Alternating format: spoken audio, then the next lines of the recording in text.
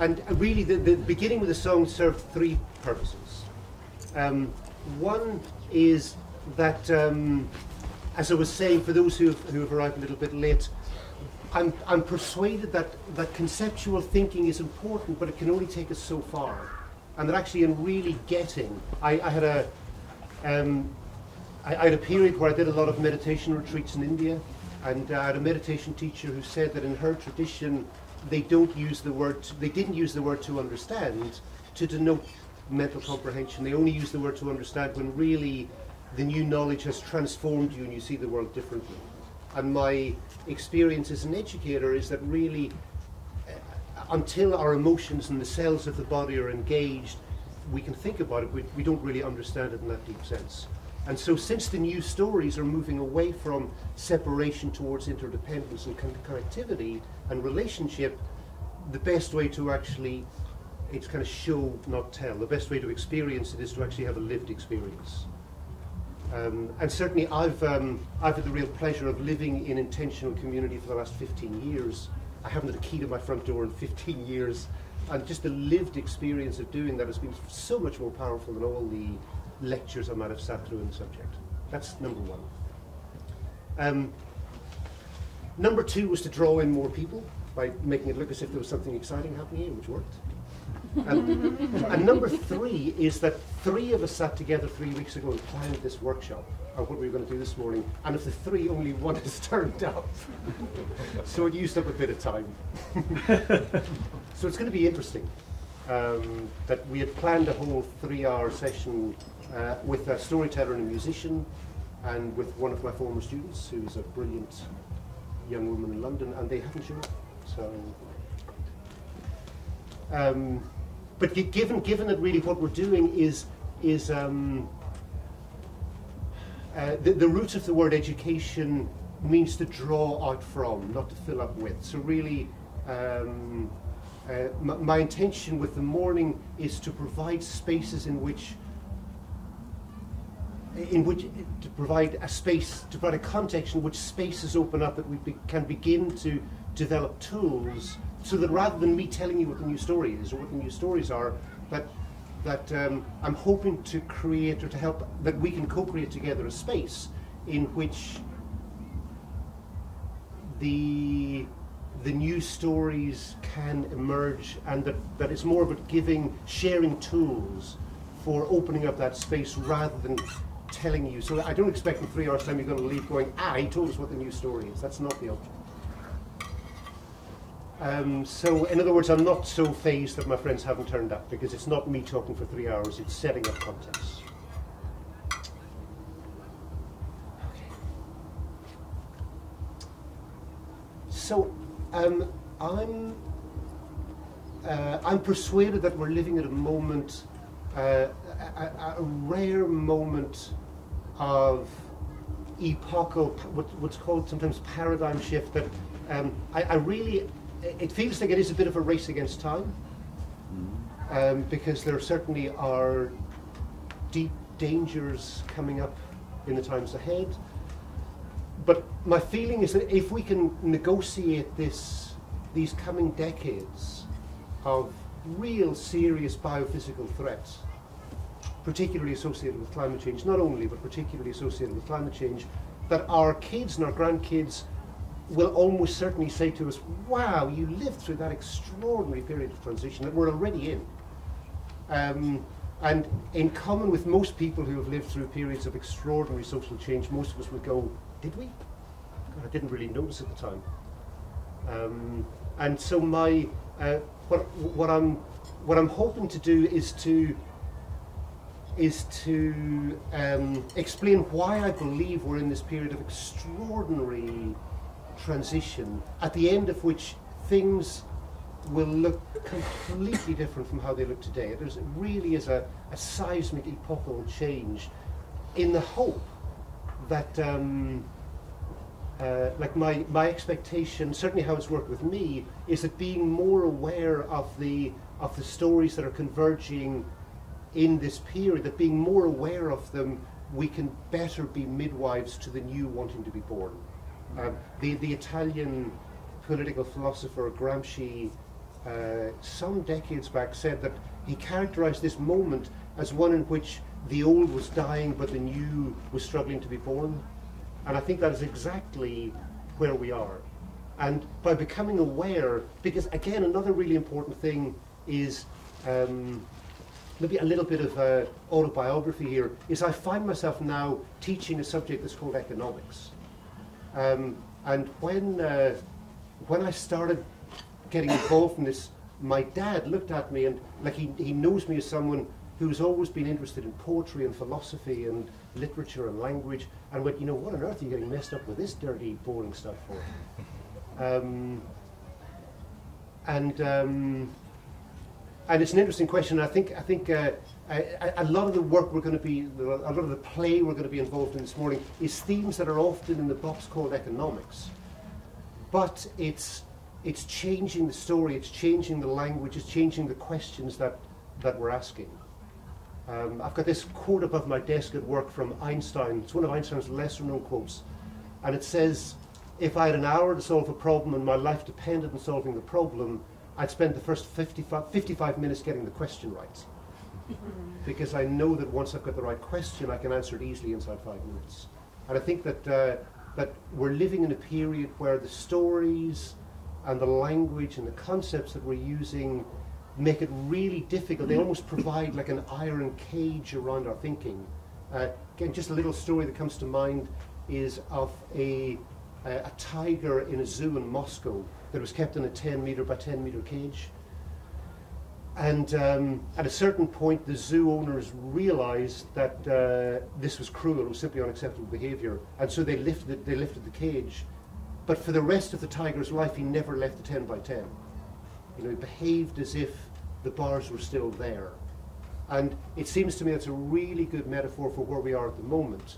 Unless we consciously engage with deconstructing language and story and becoming aware of the degree to which our language and our stories are rooted in a worldview that sees the other than human world as being mute, inanimate, dead, driven purely by selfish gene, sexual selection, and with no meaning of them. This is an extraordinary, like in terms of the evolution of human beings, this is an extraordinary belief that that the people living in eras before the Enlightenment, before the 16th century in Europe, would have found it incredible that we could have this belief. It's just a belief.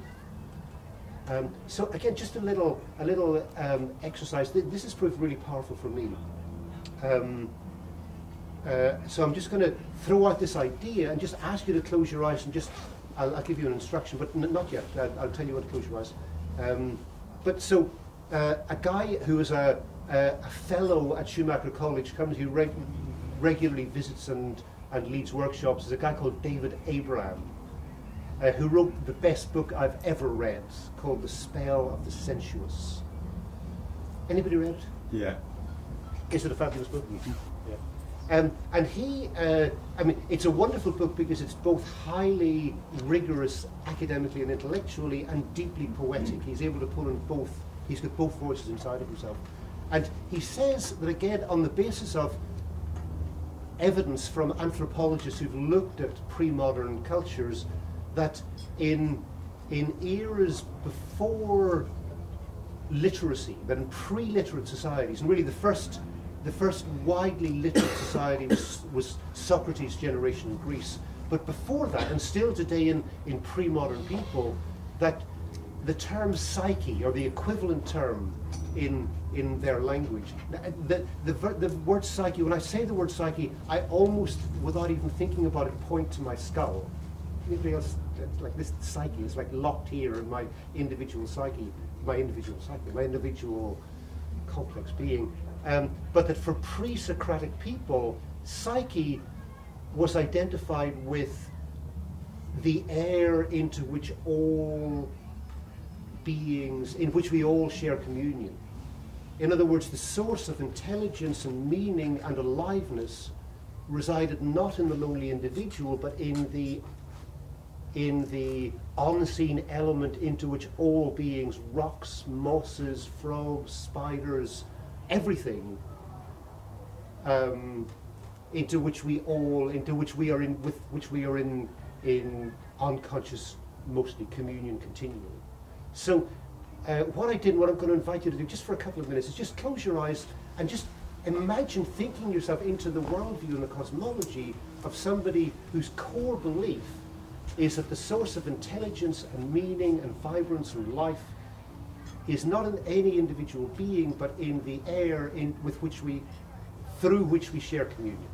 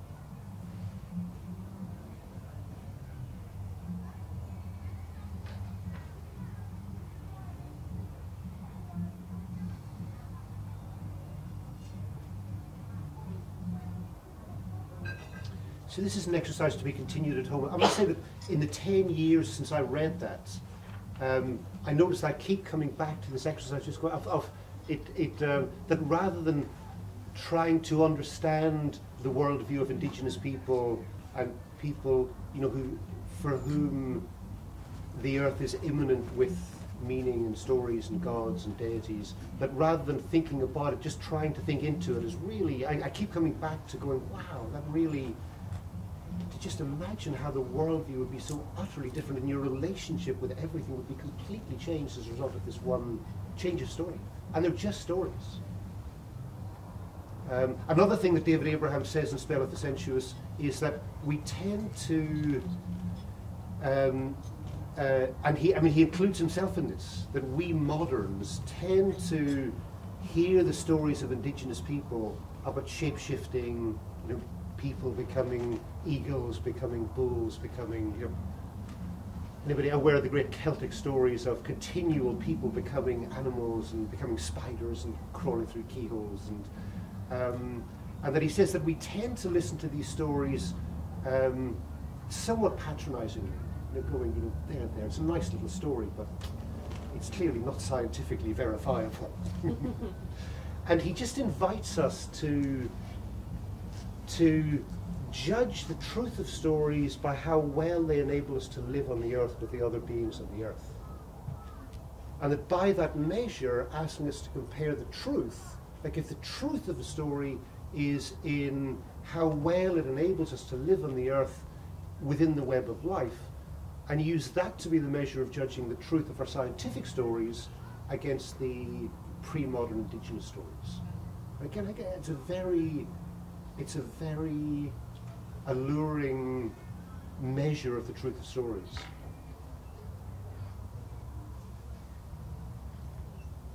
Okay.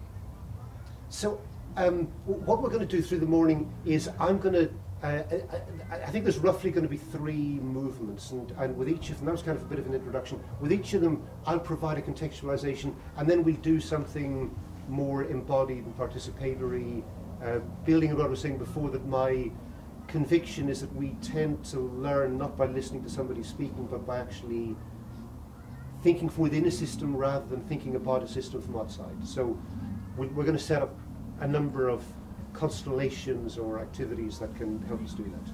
But before we go any further, another kind of rule of thumb of public speaking is after about 20 minutes people stop listening, so I'm going to stop speaking. And just invite any conversation, reactions, anything that anybody wants to say. The author of the book that you've just been talking about? David Abram, A-B-R-A-M, The Spell of the Sensuous. And his latest book is called Becoming Animal, which is also tremendous. He's a fairly regular visitor and teacher at Shoemaker College. You were mentioning psyche. I just wondered what you felt about that sort of Greek archetypal story, the Cupid and Psyche thing. It's really interesting that the reason why Abraham's book is called The Spell of the Sensuous, it's a bit of a play of words because spell means spelling. And for him, the critical moment, maybe step back a bit, the way he sets up his research question is he did his PhD in shamanism. He spent a lot of time in Bali and Nepal with shamans, and because he's a very accomplished sleight of hand magician, he got into places he wasn't interested in studying from the outside. He really wanted to participate, and he really, in the book, he describes dialogues with spiders and condors where he's clearly lost the duality. He's really deeply immersed, and then he goes back to the States, and within a couple of weeks, he finds himself. He walks under a telegraph pole with birds on it, and he notices they're just birds, and he's lost it. He's lost the communion. And his research question is, how did I lose it so easily? And if for indigenous people this is our natural condition, how did we as a society lose that connection so easily and so thoroughly? And the answer he comes to, I don't want to spoil it for you because it's almost like a page turner, but the answer is the evolution of the written alphabet, which is the first time, the written alphabet.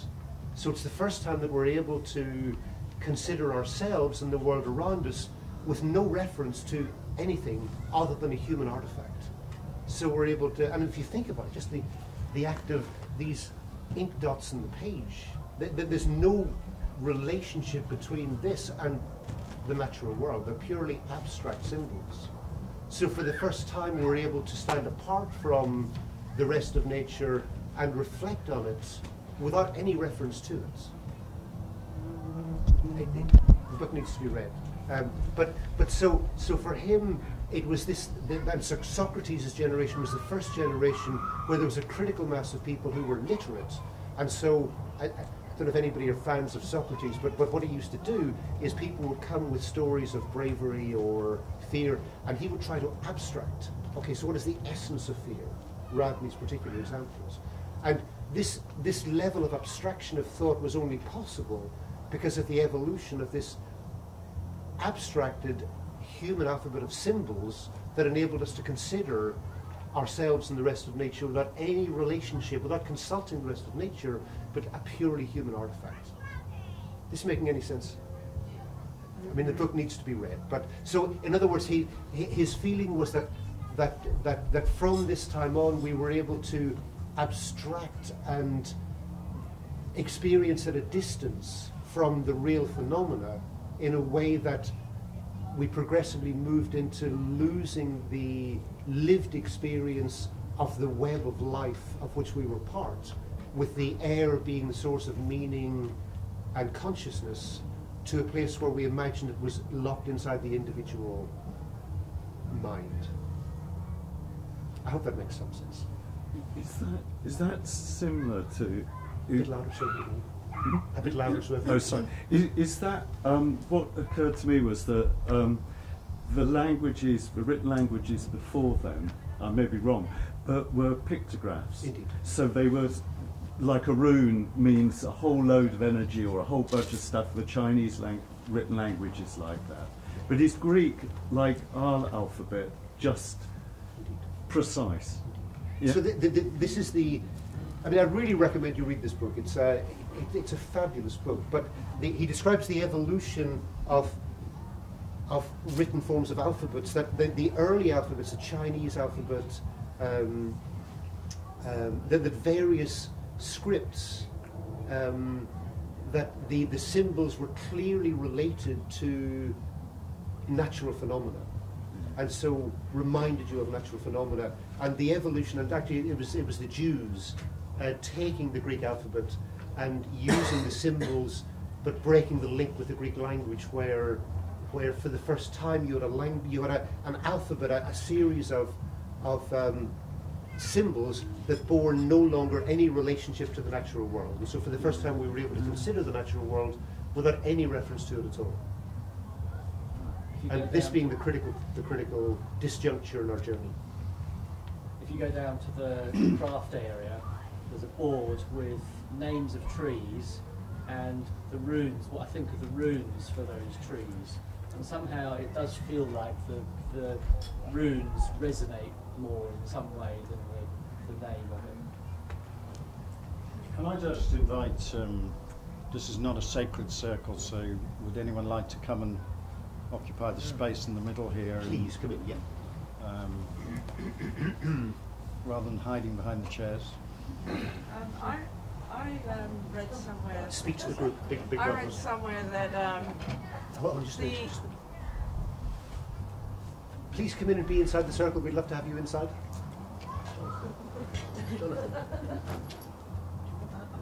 Would you mind see if you would? You'd be very welcome in if you want to come in. written text language, as you've been discussing, is far more difficult for the brain to comprehend. Evidently, I think it's through the right eye. We take that type of information through the brain. It has a pathway. But hieroglyphics and pictorial images are much quicker for us to understand. So it's actually really, really difficult for the brain. It's a real difficult process. Like the toilet sign, the symbol of a woman. See it? Toilet. Immediately you get it.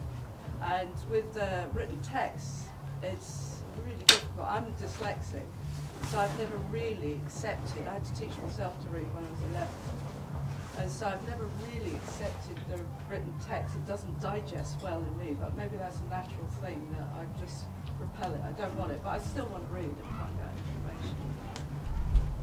Well, certainly it is interesting that this thing that we take so much for granted, that we can get I mean, I love books, and David Abraham loves books as well. So it's not saying that reading is bad, but this, to recognise that this activity is something that is so recent in the human journey. It's a couple of thousand years old. It's really recent. A really interesting idea that I'm recently reading a Charles Eisenstein book after seeing a talk at Schumacher College, and he's talking about language, and reminded me when you were talking about the names of the trees, the way that we've kind of reduced things which are very unique to categories and labels. So you can look at a forest and say, oh, look at all these trees, which allows you to more readily cut them down. Whereas, you know, more indigenous cultures would see every tree not as a tree, but as a unique entity, as a sacred, you know, animism and stuff. And so by applying these kind of very generic labels to things, it allows you to destroy things much more readily. And I thought that was quite a powerful idea, really. It's something that, again, David Abraham says in his book, is that if you look at the old pre-modern stories, they always begin with, in this place at this time. So in this place. It wasn't, and so the idea of once upon a time and us being able to tell stories that are generic stories is really recent. Because they were always rooted to a particular place and usually carried wisdom about how to live well in that place. So thank you, that's a really good insight. Okay, so let me, for those who've joined late, I'm just going to repeat something now that there's going to be periods of me talking and then that leading into something more participatory. And I'm just going to give a little more contextualization now before moving into a participatory constellation.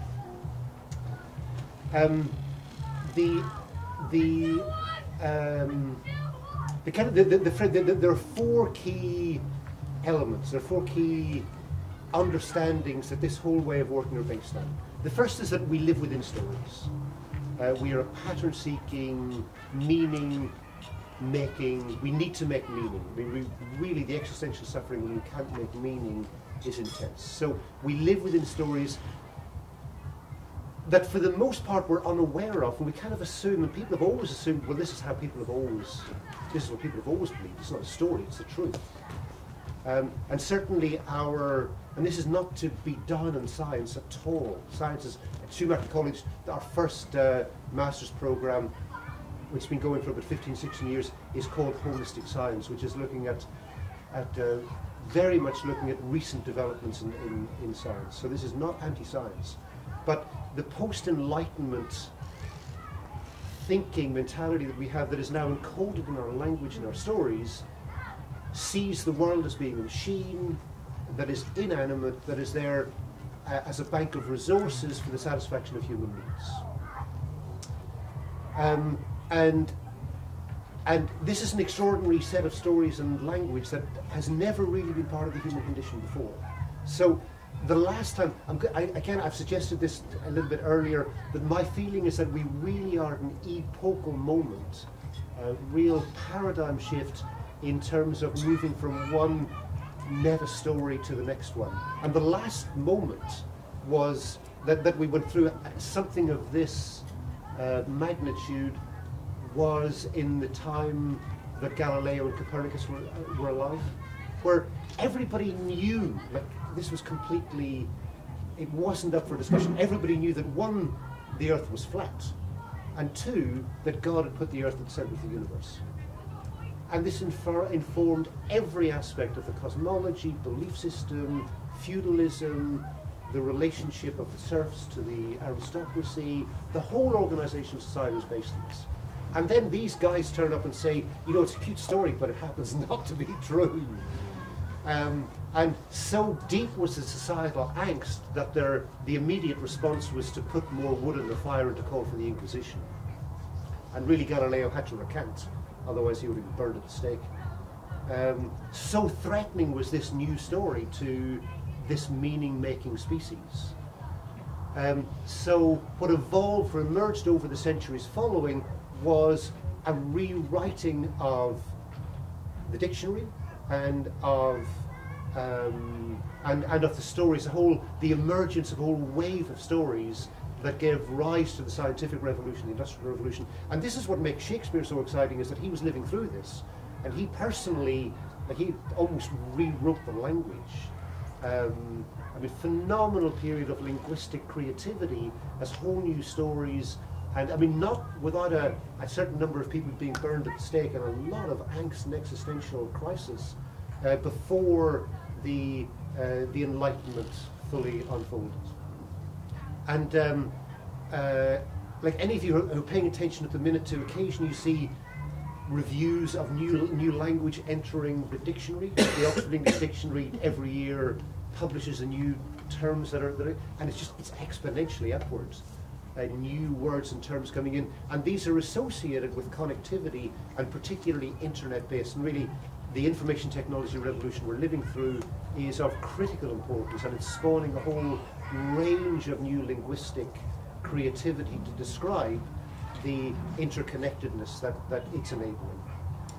So, principle number one is we live within stories. It's that we tend to be unaware of, but becoming more aware of them really helps us open up space.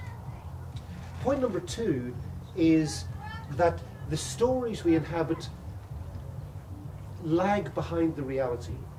So, like the Buddha said at first, but it's still true, is that the only thing that is unchanging is change. We're continually in a process of change. But our language, so in other words, we live in a verb-like universe where things are always in transition, but we have noun-based languages which tend to tie down the categories into fixed entities that are more difficult to change. And so at the minute, it seems to me that during the period of the Enlightenment, when the stories that we're inhabiting at the moment were born, the earth was empty.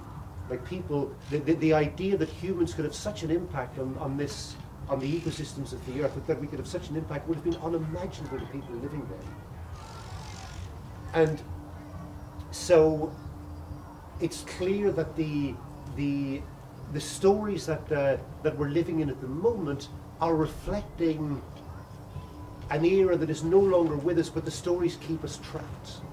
And this will become clearer as the morning goes ahead. Just one little illustration of how we try to break this at Schumacher College.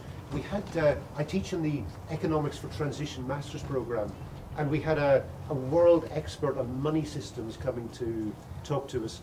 And just before the talk, I said to him, he was with us for a morning, I said, you can use any word in the language except money.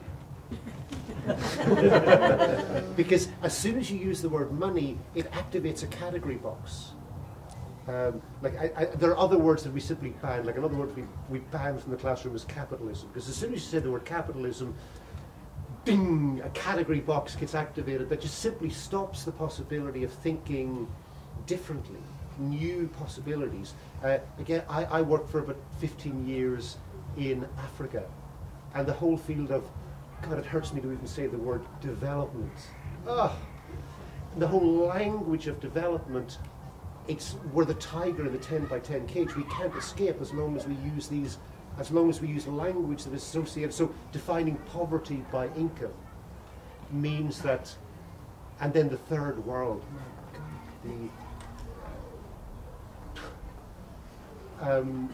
the term the third world is so demeaning and sets out a trajectory: best, not so good, pretty crap, rather than a celebration of the diversity of, the amazing range of cultures that we have evolved to live well in our different places is reduced to this line of best, pretty crap, dreadful by the language we use for development. So, please. Is there an alternative to using that language? Because I agree with you, it's quite patronising. There's developing, that's also not good. Third world. Is there any? There are. So, and really, what we need to be doing, what I suggest we need to be doing in these generations that are alive at the moment is taking the dictionary and tearing it up and putting it in the bin and finding a whole new form of stories and language that much better reflect the interdependent, that respect diverse cultures. And at the minute, I'm on identifying the 4 key pillars of what we're about. So let's go back to this question of, specifically in the area of development, what's the new language we could develop? Okay. So point number 1 is we live within stories that condition how we interpret the world. 2, the stories lag behind the reality, particularly during periods of seismic change such as we're living through at the moment. 3 is engaging with story consciously can open up whole new territory that we're not currently aware of. So the idea that we live in a field of pure potentiality, that the data that comes in at us every moment is vast, and we're filtering it via the stories that we're inhabiting so that we're seeing what we expect to see. And if we can become aware of that and be much more suspicious of language, all sorts of new possibilities emerge. So this is, again, this is something that I hadn't planned to talk about David Abraham at all, but he's really making a big appearance here. He dwells heavily on something that academics call phenomenology. And phenomenology effectively means deeply respecting your personal subjective experience of the world. So within the dominant post-Enlightenment scientific frame, your consciousness is subjective and therefore of no value because it's not scientifically verifiable. And the only thing that's valuable is stuff that you can take into the laboratory and test. And phenomenology is saying that actually your raw experience of the world, particularly if you can try to release the category boxes that words tie you to, may open up lots of possible ways of interpreting, seeing, understanding, transforming the world that is much more difficult if you're stuck in the 10 by 10, imprisoned by the language. So this little story about the emergence of Tourette syndrome. Tourette syndrome, I think it's linked to somehow to epilepsy. It's certainly characterized by spasms and fits. Anybody know anybody's got Tourette syndrome? Okay. So the story of Tourette syndrome is it was discovered towards the end of the 19th century, and there was a period where a lot of cases were diagnosed, the whole literature evolved around Tourette syndrome, and then it completely, for a reason I don't know, it fell out of the lexicon. I suspect it was probably coincided maybe with the Second World War, certainly with a period of conflict where people's attention was elsewhere. And so for a period, there was no teaching in Tourette syndrome, there was no literature, nothing was being written, it kind of disappeared. And for these decades, no case of Tourette syndrome was identified. Not one. And then Oliver Sacks, the guy who wrote the book, the guy who mistook his wife for a hat, Yeah. who writes about these wonderful, extraordinary neurological conditions that people have and how it makes them see the world. I mean, they're wonderful books, Oliver Sacks. If you haven't read, again, another one, The Man Who Mistook His Wife for a Hat. It's a fantastic book. And he discovered this story about how it had been there and then it disappeared. And he said that after reading about Tourette syndrome, he spent a weekend walking around Manhattan.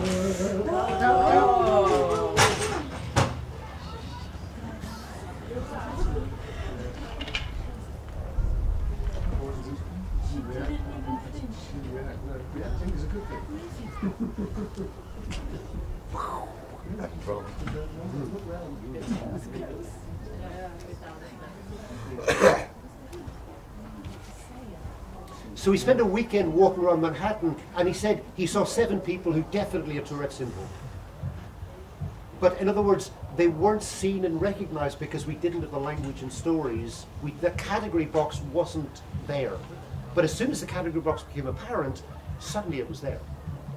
And my feeling, I mean, my strong feeling, my conviction is that in the field of economics, which we're going to come back to in more depth, but that the dominant story is about the primacy of markets and money and competitiveness and individualism, and the reality is that we are much more deeply enmeshed in networks of reciprocity and generosity, but that we don't recognize it because the language isn't there. And that actually one of the acts of linguistic creativity is providing these category boxes for an economy of reciprocity and generosity that is already strongly there, but we're just not seeing it because it's not in the dominant stories of our society. We'll come back to this. So,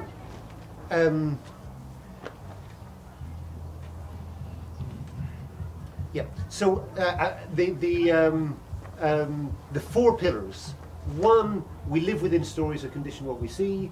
2, the stories the stories move more slowly than the nature of reality, and so they hold us in patterns that no longer serve.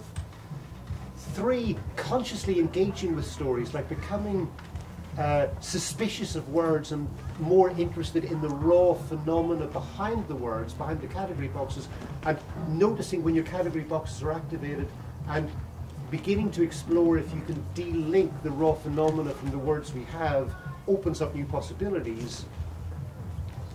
Clear? And then number 4, the 4th one is that my experience is that thinking about these things is important, but we can only get so far with thoughts. And that actually that as sensuous experiential beings that we deeply understand much more readily by participating within a system rather than by merely sitting and thinking about it. Sitting and thinking about it is a post-enlightenment position, sitting and abstracting and rationalizing. So just one little word in this point 4 is that that's something that I'm particularly interested in. Again, in terms of this exponential rise of new linguistic categories, of new words and stories coming in, a critical one is the concept of the commons.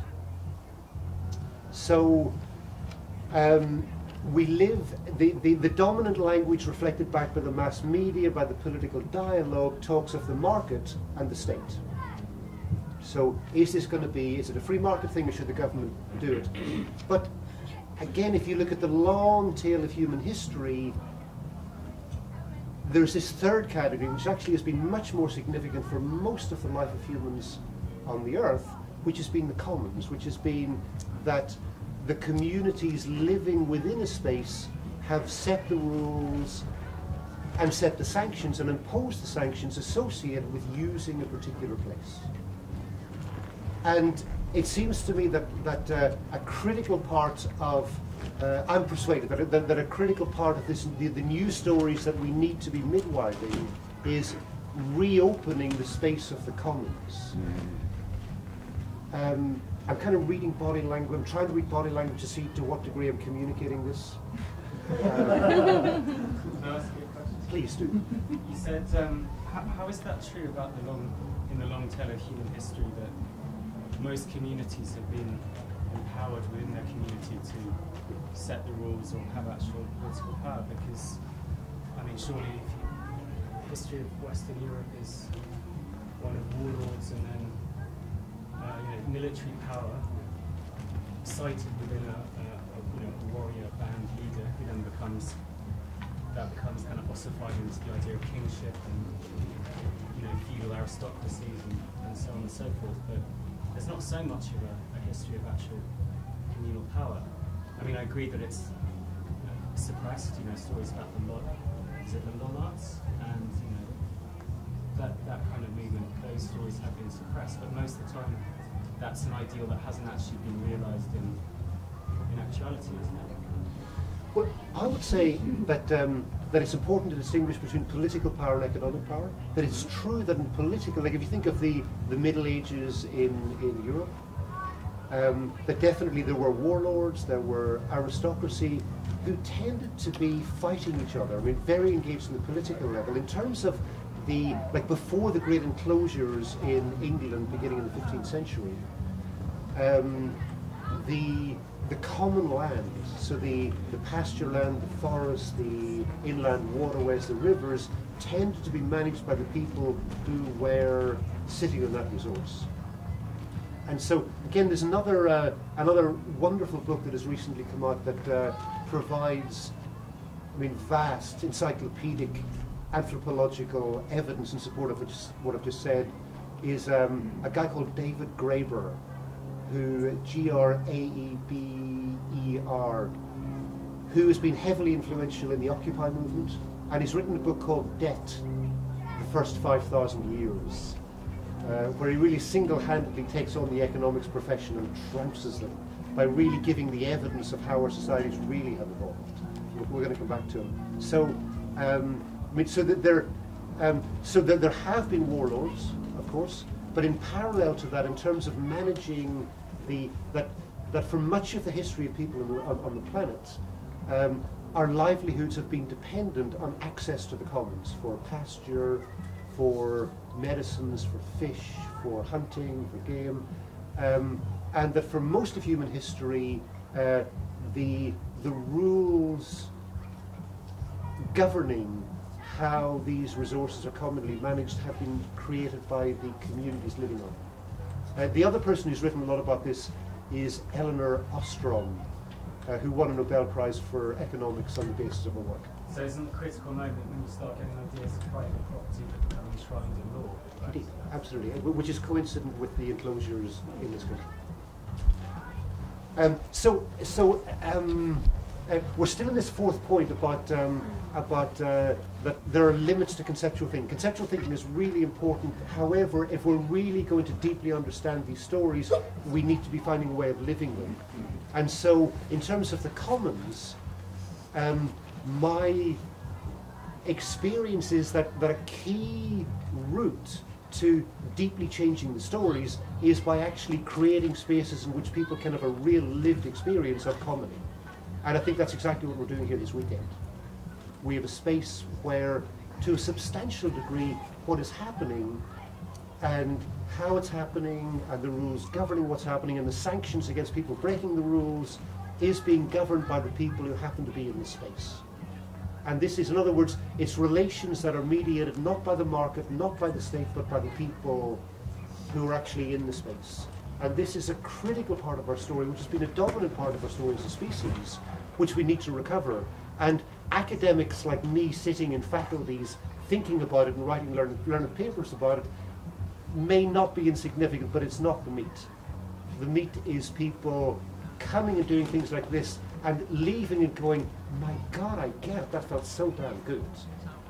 One final little anecdote here is that for the last 15 years I have had the privilege of working first in the Findhorn Foundation in Scotland and now in Schumacher College, and attending I don't know how many closing circles of courses.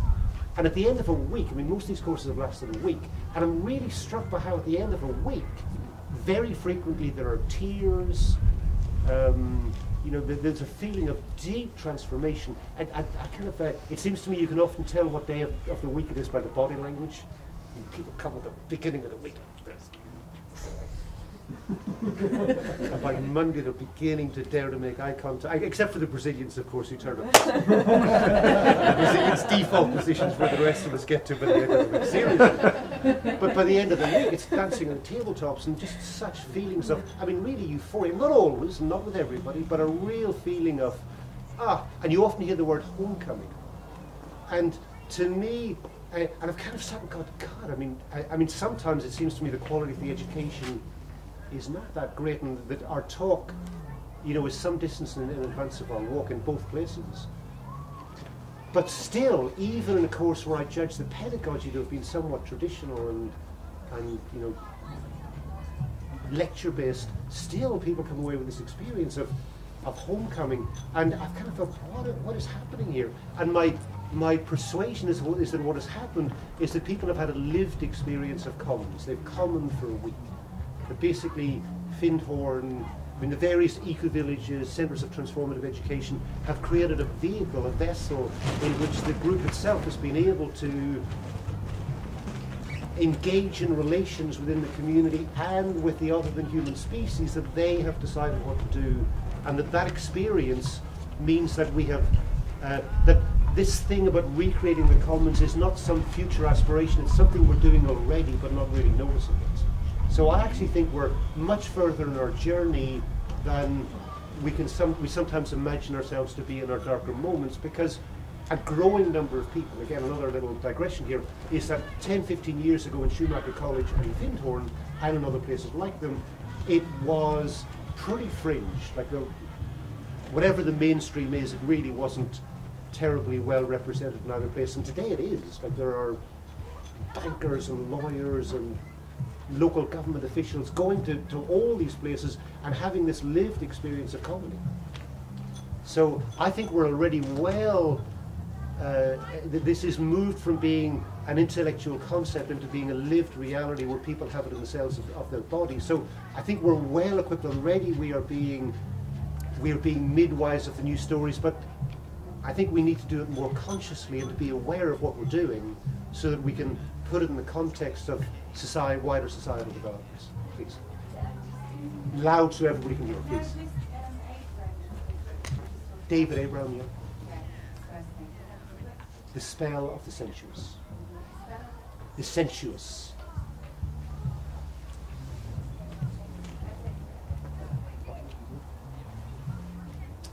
Okay, so I want to set up a constellation so that again it'll give a lived experience, so that we can experience from within a system rather than thinking about it from the outside.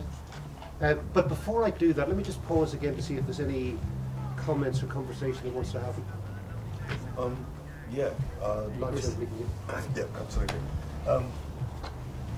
I've come across the concept of commons, and maybe you'll correct me if I'm wrong, but it seems to me that the idea of commons is opposite to what we're told a lot of the time, or the message we are given, that we have to stand on our own 2 feet.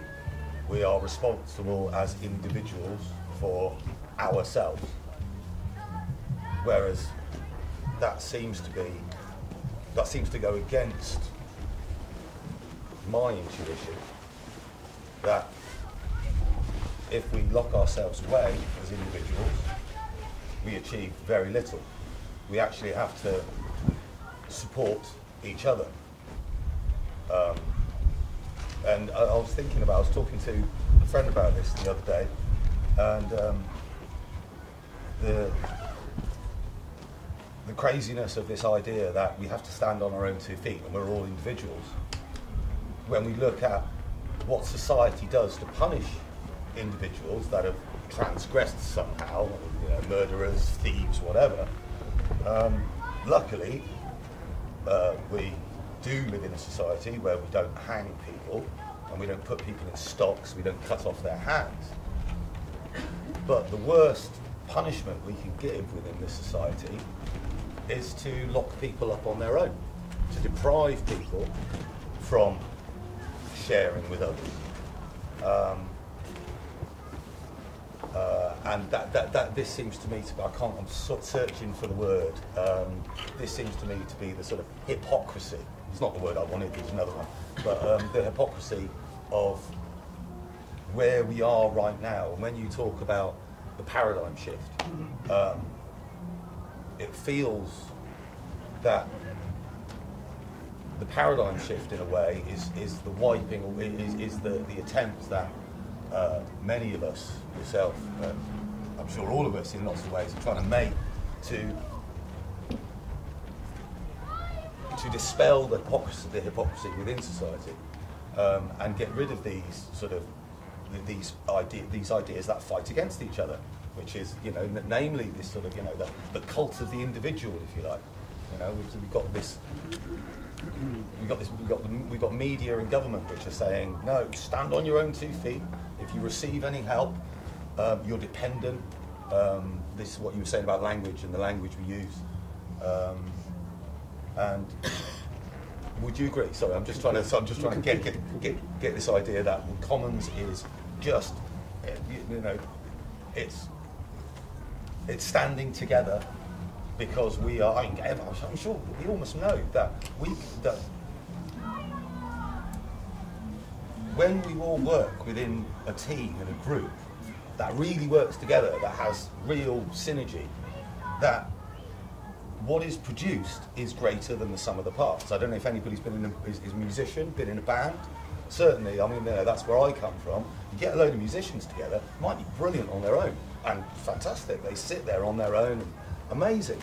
But when you get properly people together who let their egos go a little bit and work together, what they produce is vastly bigger than the sum of the parts. But that's not just music. We can all do that.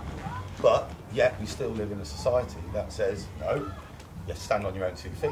That's the most important thing.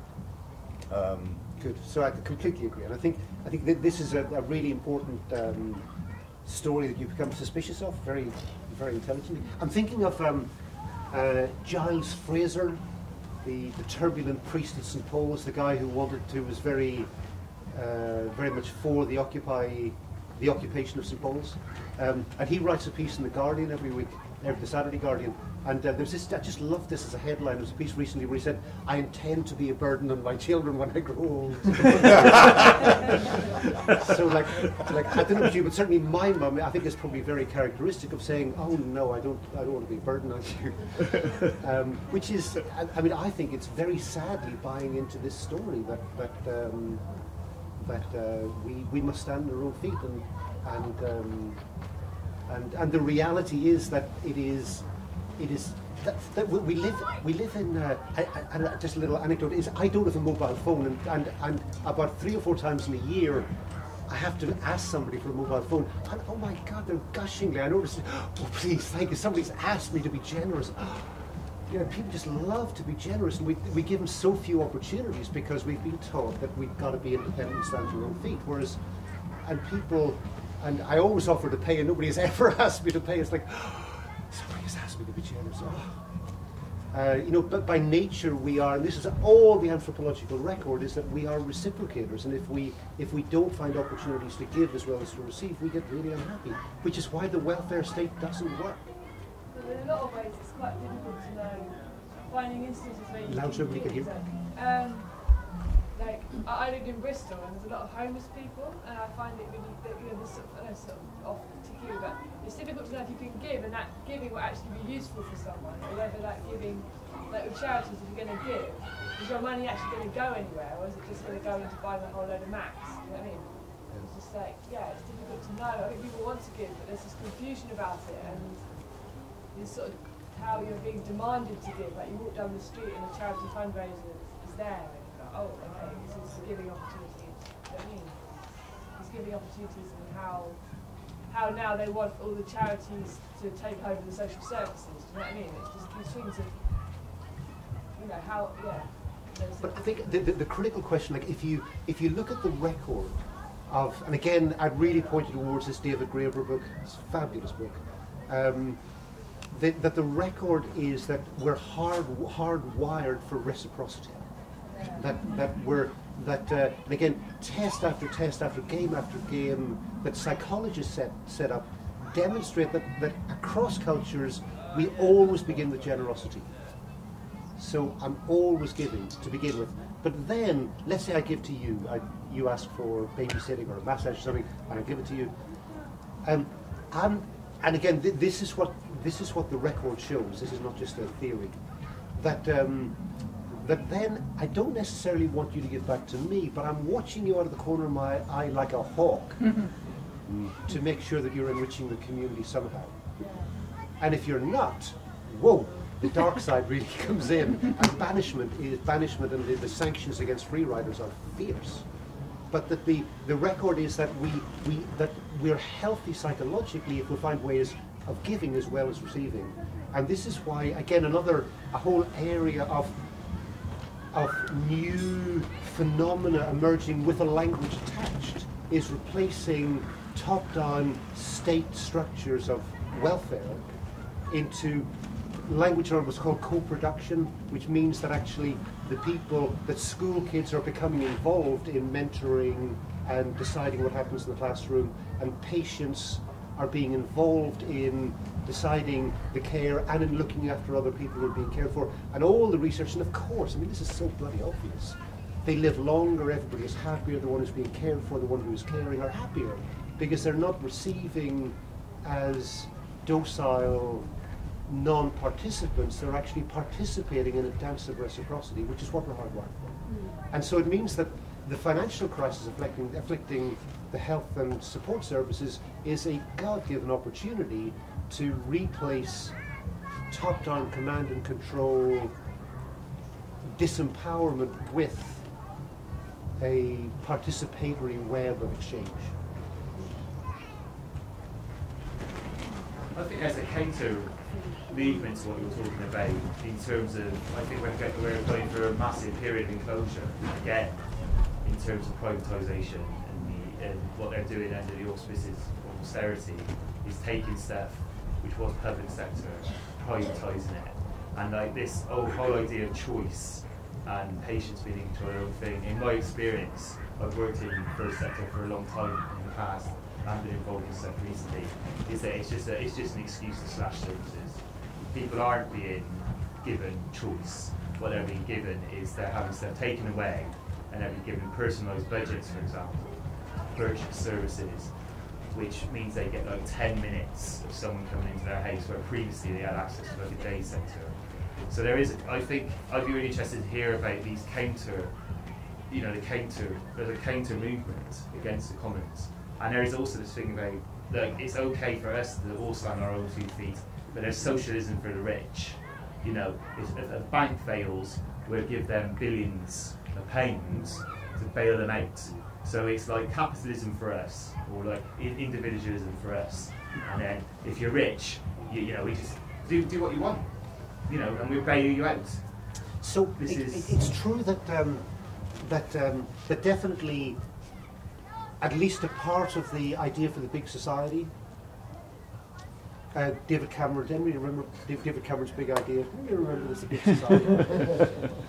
I mean, some of us read it and went, this could be a little bit interesting. For a little while. Interestingly. Because it's clear that at least part of that story was about, we got to cut back on our budgets, we're going to get the people to do the work, and so it's expedient to us. But I think that the challenge for us is to remain aware of the degree to which there's political expediency, but then to say our task at the moment is to build structures that really play to who we are as a species and reclaim the commons. So irrespective of whatever government's motivation might be, if it is clear that we are happier, healthier, more functional as participants in the system rather than merely recipients, we need to be building structures that do that. So let me just give you one example. This is an area here called time banking that is maybe most developed in Japan. It's certainly in terms of elder care. So there's the elder care system in Japan is that the people who have reached retirement age, but they're still, I don't know if you've noticed, but kind of 70 is the new 40. It's like people who are 70 are just, many of them are, the idea they'd be retired is a bit crazy. And so they're still perfectly able to look after people older than themselves. So there's a system that's been set up where people who have reached retirement age but they're still perfectly functional earn time credits by looking after people who are so old that they really need care.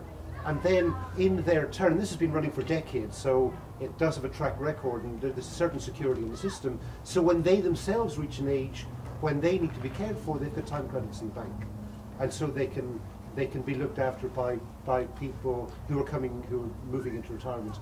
And the evidence showing that generally when older people have the choice between the state support services or the time bank, they go for the time bank because of the quality of the relationship and because it isn't limited to a little 10-minute caring session.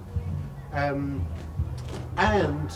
the happiness, health and longevity of both the carer and the cared for improves. I mean, this is obvious, of course it is, because it's based on relationship. And this is the kind of system we need to be developing, irrespective of whatever the political motivations may be of devious politicians to push us in this direction. I have no problem with that. I just think we should have a taxation back that we pay for those services which are meant to be there to enable that to happen. And then it'd be fine. My issue is that we're paying for it and we don't get it. That's the big issue for me. Let's just have the money back and we do it. Yeah, great. We can use that money in a constructive way. So just before you come in, I'm going to return us to the theme. On what Michael said about, the system can be an object in which we put all our frustration, and the more distance that gives from our source of us, the more frustrating that can be. And there's something about the difference between dependency and codependency. And dependency is kind of where a lot of people sit in terms of their view of the state. And that's seems to be a very disempowering position. And then there's codependency, which is about being independent collectively, I suppose, which gives you so much more sense of being, purpose, etc., etc. And it is fragmenting that state vision of us and them, and creating new structures that are more accessible to a source, because the further we get away from the source, the more difficult that relationship of codependency becomes. So the societal question is how we might do that, and maybe that was envisaged as I suppose a spawning thought behind big society, but we've a long way to go. But those let's remember, I mean, it's a really good point. Let's remember that in this country, that not only globally do we have this long history of community management of the commons, but also much more recently in the 20th century in this country, by the time the Second World War came along, there was a rich mosaic of mutualist, cooperative, much education, healthcare, elder support was provided within the labour. It's difficult to, maybe for younger people to remember this, but that what happened in 1945 was that one strand of the labour legacy, which was centralised municipal socialism, took over. But before that, there was a whole other leftist tradition of mutualist, cooperative, very much community-based provision that was in the ascendant before. The cooperative movement in Britain has been an inspiration to the rest of the world. But really, with the post-war settlement, and again, I think we tend to look in the post-war settlement, I think rightly, as being a civilizing, positive development. But I think in retrospect, it's become clear that by the municipal socialist tradition, so the welfare state, the National Health Service, that it didn't recognize that we need to be participating collaborators, reciprocators within the system, and so it has, to I think to a substantial degree, disempowered us and made us dependent on the breast of the state rather than at the expense of these mutualist cooperative relations at community level. I'm going to take two more, and then I'm going to head it in. Please. Yeah, I'm from the Basque Country. So basically, I lived a little bit what you lived here in 1945. So it was basically quite based on the socialist, cooperativist sort of type of society. I think it's when a society, that came after a dictatorship with Franco. So obviously when a society is struggling, they need each other. And I think maybe with the capitalism, people tend to forget. And then they become more individualistic. But what I'm trying to say is, I also had a different type of narrative that was more about us and we and constantly. And you also tend to forget you as yourself, that you also need to stand by your own feet. So it's basically, I think it's a balance. It's a bit like George Orwell, you know, like you need to have a balance. I think a community needs a dreamer. And you know, we need to find a balance between an individual because you need to be a good musician to have a good band as well. And you need to have your own time as well. So it's finding a balance and also understanding that we don't need to, we sort of got spoiled when the capitalism came and we suddenly had a lot of choices and you forget because you are very comfortable. And sometimes when you struggle, you tend to get together. And so it's about understanding that and finding different balances. So it's not good one extreme or the other. It's a bit like George Orwell, you know, like you need to find a balance and to say, I don't know, even if you're not struggling and you're comfortable, you need to appreciate what you got. You know? Something like that. That's what I think. Certainly a lot of inspiration from the Commons has come from the Basque Country because of your experience. Thank you. Yeah. One more, and then we're going to group some. Yeah. So I'm hearing of everything you're saying, and I'm agreeing with it and loving it and all of that. In terms of linguistics and history, have a kind of slight sort of emotional charge over the use of the word commons. None the least, and I acknowledge all the Enclosure Act and all that kind of whole scenario. But in terms of the historical context, you know, the commons aren't so much an inclusive thing from my point of view, because the commons are more a definition of that point where the Normans came, we lost our kind of Celtic influence into the Anglo-Saxon thing, and in fact the commons were a place where we could still go because the greenwood was no longer the greenwood and it was now the forest, where it was hunted and owned by that structure that we're discussing. So the commons for me is more of exclusive in the get-away sense, because although it is acknowledging what we still had, it was the fact that we were acknowledging that the land was no longer ours. We had our unfenced area where we could go and take our whatever we wanted, to make whatever we wanted, but in fact we were no longer living in the same kind of relationship with the earth as we were before that point. So a couple of things that to bring, like, it's really interesting talking about the commons in an English context, because it's in the history department, whereas at least 2 billion people living on the planet at the moment, it's current affairs. It's where they still live.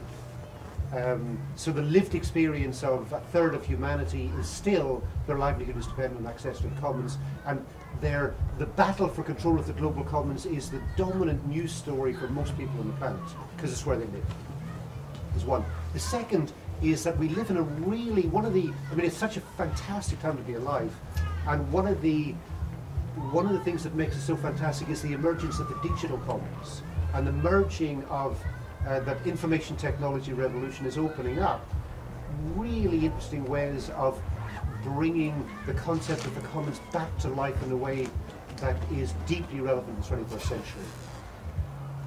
My question was about the linguistics in terms of given that we are that place from which we've exported both the kind of legal system and the insurance and banking system that we are dealing with in terms of the world. We are the country who has defined the word commons in terms of our cultural and societal historical context, and so in terms of what we're discussing, for myself, I'd love it if there was some kind of other word than the commons to designate what you're discussing, because for us, from our context, it has a very distinct context, and it is our context that has been exported to everywhere else. So there's a real dance with that story, and that's why I'm just raising it. And what I'm really hoping to do this morning is to plant little subversive, disruptive bombs, linguistic bombs, so that we can say this doesn't work. So what does work, and to de-link our lived experience from the language we're using, so that we can be free to develop stories and language that are better suited. So you've set yourself a research project there. Yeah. Okay, so I want to introduce a new element, like a new tool. That often at the college, at Schumacher College where I work, I show this slide close to the beginning, and it's the shape of a pyramid, and it's the title is percentage retention of new information from various ways of learning. So how much you remember within 48 hours from various ways that you learn. So at the top of the pyramid is listening to a lecture. So within 48 hours, what percentage do you remember within 48 hours? 10%. So 10%. Even if it's interesting, you remember it for 10%. Whereas towards the bottom of the pyramid, I mean, it's 95% if you teach. And then the stuff at the bottom of the pyramid is stuff that you're physically engaged in doing. And so, like using that principle, I really noticed as an educator that working with sustainability, and often with rather dark material, that I became really dissatisfied, because I noticed that two things were happening. One was that the response of the students tended to be almost universally intellectual problem solving, when it seemed to me that what we were dealing with, that actually a healthy human response would be some kind of catharsis, some sort of emotional engagement at the deeply disturbing material, which is very rarely there, because the students aren't giving themselves permission to respond with emotion, because this is a classroom, so you don't do emotion in the classroom. And the second thing that I noticed is that, and this was with myself even teaching it, is that within a couple of hours it was gone. It was like a cloud had come out of the sky, and you know, my football team had won, or you know, I had some nice sex, or whatever, something had happened, and like, you know, crisis, what crisis, it was gone. And I've done a certain amount of training in theatrical technique, and I started bringing that into the classroom and playing with creating contexts in which people could not just sit and think about systems, but actually be representing with their bodies what the system is, and being able to have a lived experience from within a system, where they were invited. They weren't invited to turn off their mind, but they were invited to bring intuitive, embodied wisdom to the context. So we're going to play, this is actually a game that was developed in Salvador da Bahia with a group in Brazil. And it just worked really well. It worked really well partly because they were Brazilians who were just so animated, but I've since refined it so it works even in Europe. So it's to illustrate, so the question is, this other term, my God, it's such a crazy term called the economy. You know, what on earth is the economy? For most of human history, there would not have been a concept, a distinct concept to describe the economy as distinct from social relations. It's really only since the advent of capitalism that something called the economy has developed. So, and I'm deeply suspicious of this word. I think it really, it closes down ways of understanding the world that other terms could open up.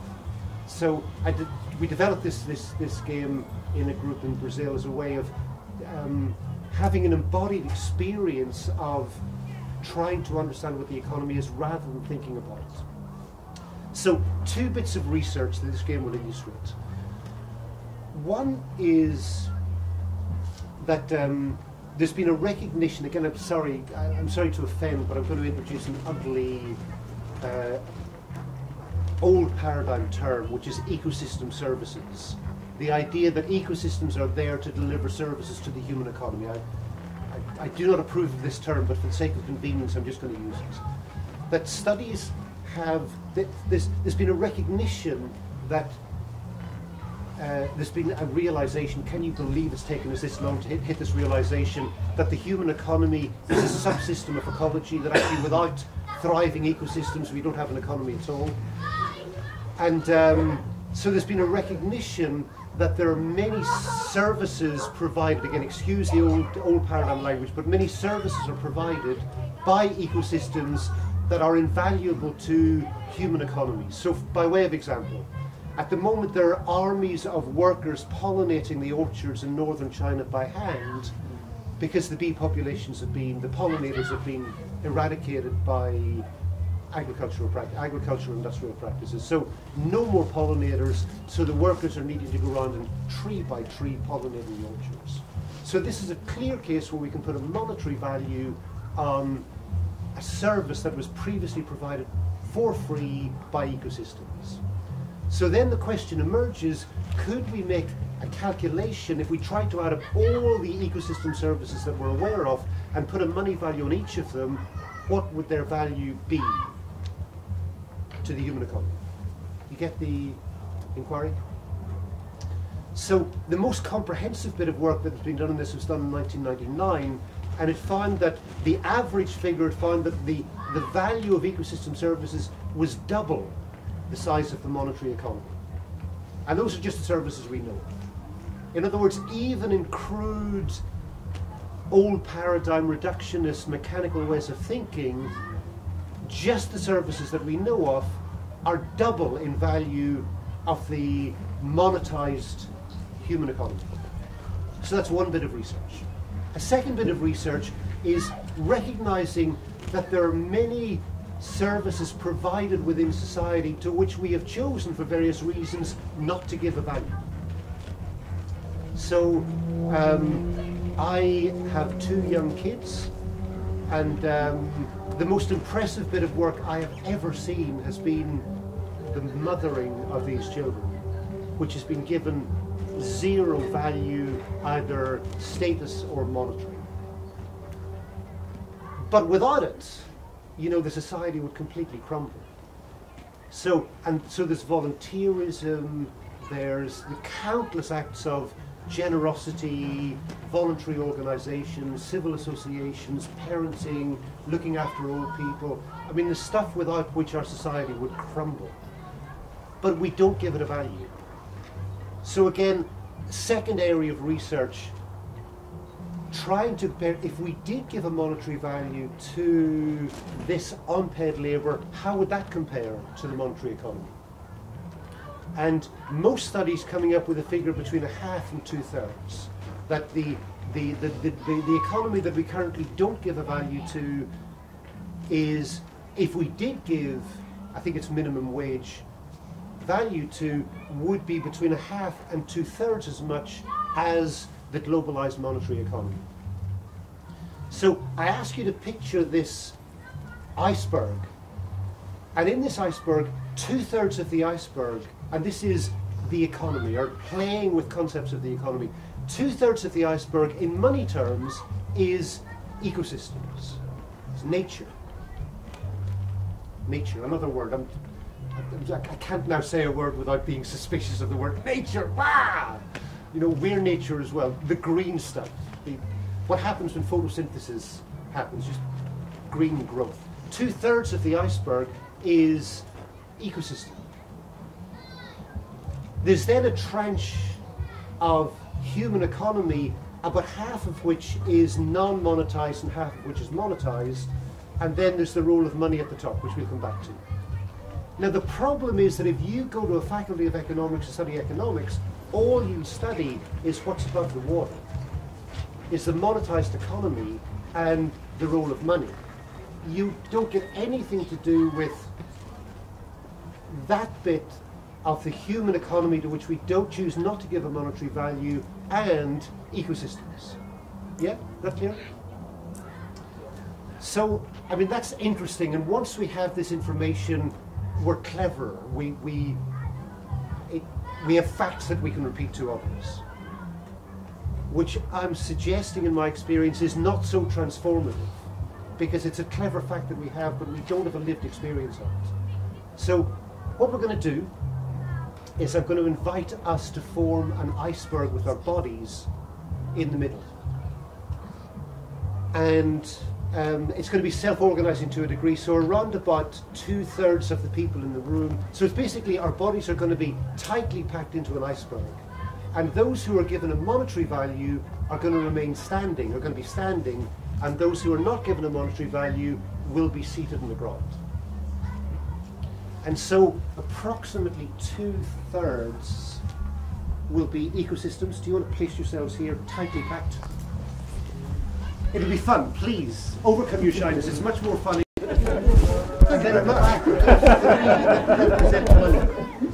Three that represent money. They should stand on chairs. Just a few words of guidance, and really, there's no rules from now on. But just a few words of guidance. The invitation is to release your thoughts, to release your individual, ego-driven thoughts, the stuff that I know, the stuff that is my ideology, you know, this is what I think on the subject. See if you can just release that.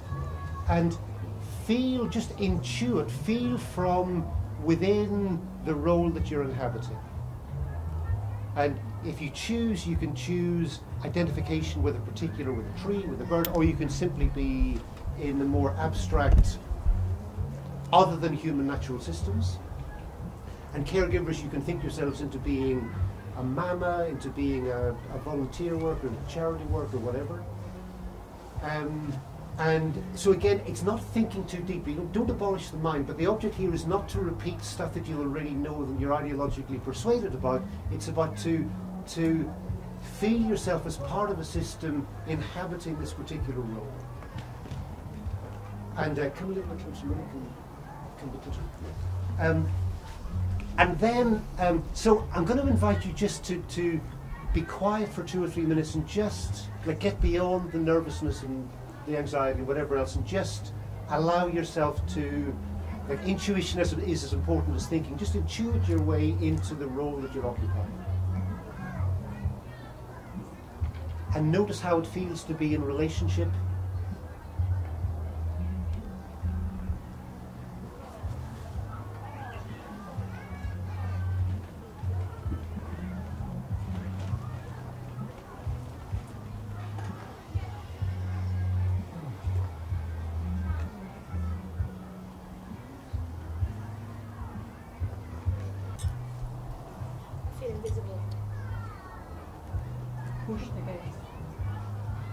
So it'll really help if you speak loudly enough, you're speaking to the constellation, speak loudly enough so everybody can hear.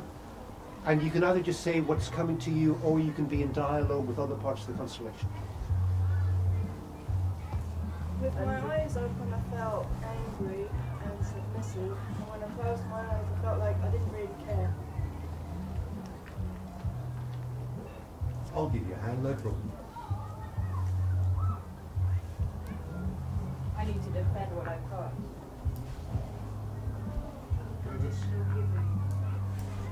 Whoever felt invisible back there, I can't see you because I'm looking over there. Speak up, speak up. Whoever felt invisible back there a minute ago, I can't see you because I'm looking in this direction. But I can feel you back there. I'm aware of it. And I feel supported by you. I feel there's more of us here, sitting down. I said I feel there's more of us sitting here, which feels strong. Simultaneously feeling unimportant, but realising that I'm more important. I feel growing together. I'm seeing the kind of the weakness of the overbearing powers of the human that is looking down on us. Actually, there's nothing holding but us. Powerful but insignificant. Superior. Yep, still connected. Disconnect. Threatened. Really oppressed here at the front line.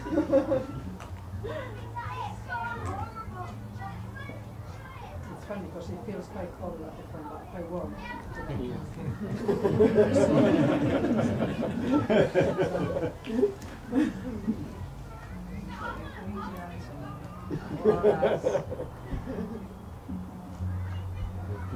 Of abundance.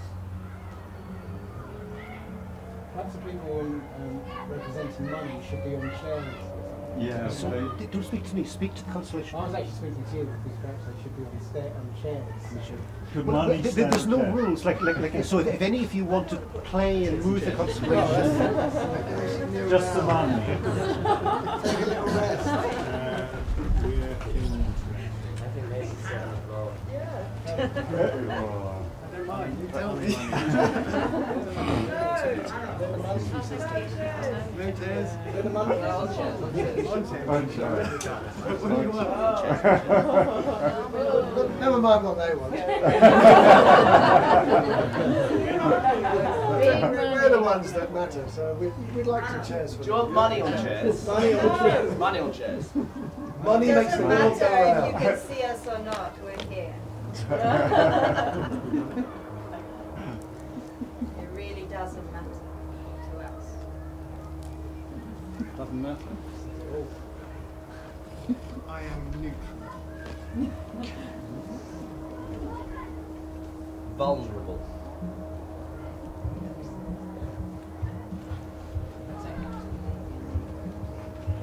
We can regrow.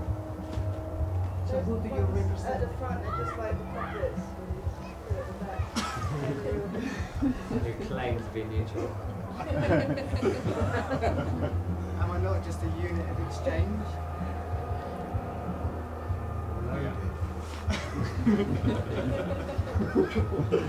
We have resilience.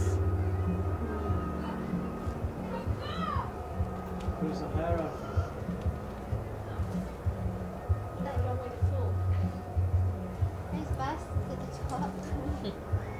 Can I make an observation? Sure. It's interesting that we're all facing that way, okay? And these guys are like protectors of the guys we. They're like they're standing as like guards. It's really odd. Enough money is on the higher level than the female. Untouchable. The money is laid out to us. Whether it be gold and paper, we were only made for We're the givers. I think this position is right because both the social system and the economic system is a part depends on the environmental ecosystems. So it's like we have to face, we have to deal directly with the social systems. It's just I saw you turn round from it, and it seemed like it was uncomfortable for you, so you turned back and to complete the wall, as it were. Can I make a suggestion? That I noticed that. What's your name? Carmit. For some reason, it's done this, and it looks significant. So just a way to.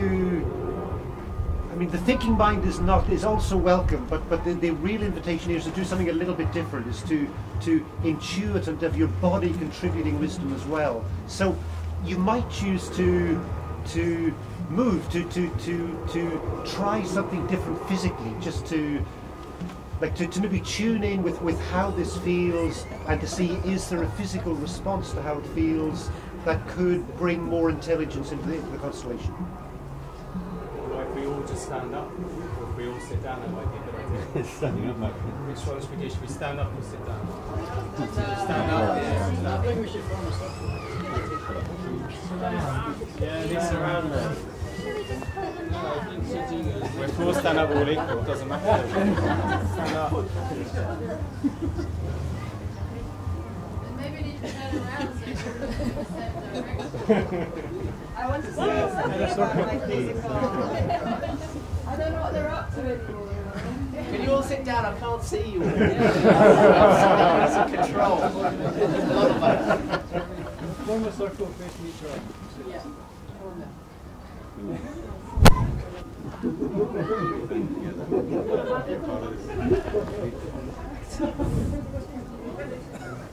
I want to say something about how I feel.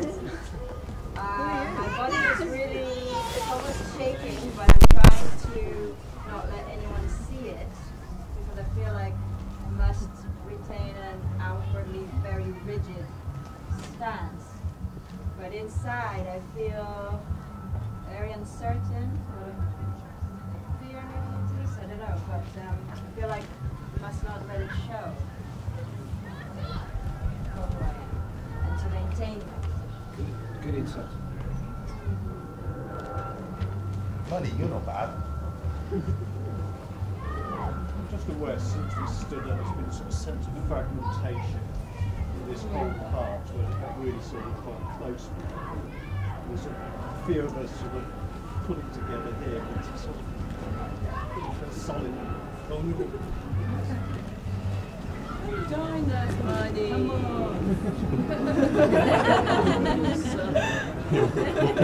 Pull the money in. Join us.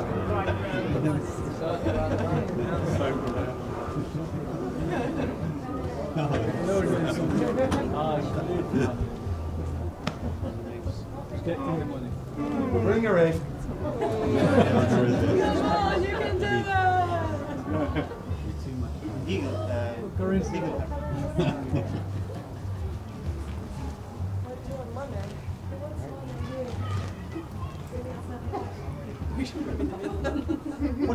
What's happening here? What's happening here? Let's hear the voice of this bit. I just want to invite him to join, you know, to do what he. I was thinking the center of the circle could be a healing place.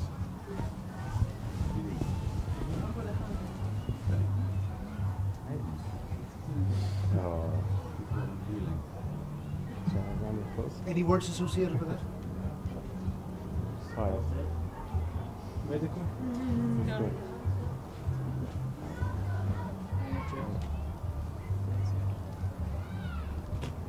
I think at the beginning I felt very sad. And then I felt desperate, thinking that there was some kind of enemy images of each other and that we would never find ways to work together. And there's a question I had which was, what are we doing? What do we do that is working already?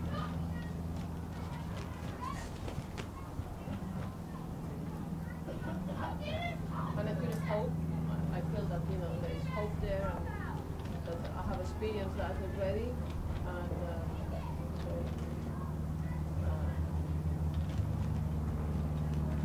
and I thought he was sad, so I will be, you know, listening to joining.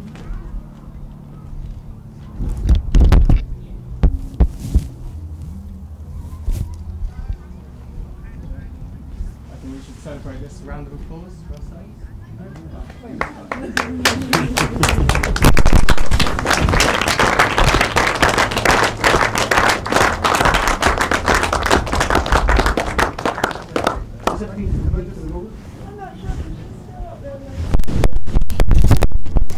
So, you know, we really in our society we privilege left brain conceptual thinking, which is also a fantastic tool, but when it's complemented by body wisdom, intuition, it becomes much more grounded. So let's reclaim sense. So I wanted to do another bit on money. A little plug. This flyers here for Schumacher College. I'm just going to leave them here. Please come and take one. So there's another series of stories I wanted to bring in around money. But before I do that, let's just like anything that from having resumed your ego identification, anything anybody wants to say about what we've just done? How did it feel? Slightly awkward. Loud. I feel it's a little bit unresolved for me. Like we stood up and then they stood with us, and it was very simple. But I feel like, what does that teach us? I feel like, you know, it's a bit more complex than that. And I mean, really, if we were at the college, we'd spend a day doing that. To actually get to the resolution, well, not necessarily a resolution even, but just to have time to really fully inhabit and speak from the different voices. But I'm just wondering, what is the learning in that constellation? So the learning is different every time. It's an opportunity to, like the invitation there is, instead of what we habitually do, which is to stand outside of the system thinking about it, is to actually be a participant within it, to see how it feels from the inside. And so my hope, like if it worked for you, the experience would give you the opportunity to spread your circle of empathy to include a tree, for example, or an endangered species, so that rather than thinking in the abstract about the endangered species, you've got a little embodied experience of feeling how it would be to be an other than human being.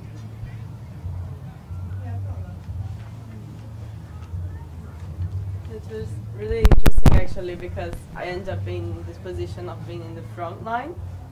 So then I could really see, like, we were as trees and carers seated, and then there was this kind of thing, huge thing of the monetary system. And actually, there was no really borderline between one thing and the other. So then I think this kind of gave me this kind of insight of understanding where is, just of thinking actually, what exactly and where is this borderline between these two different, I don't know, realms of a monetary system and all the other resources we've got. Yeah, I'm interested in that connection or disconnection between those two, that how we actually connect. Because there is a definite line, and there seems to be no way to make that connection. Yeah, I felt when I sat down, there was so much potential to do something, and when you tried to do something, it sort of dissipated because people did disagree, and then people had to sort of compromise and do what the collective wanted to do.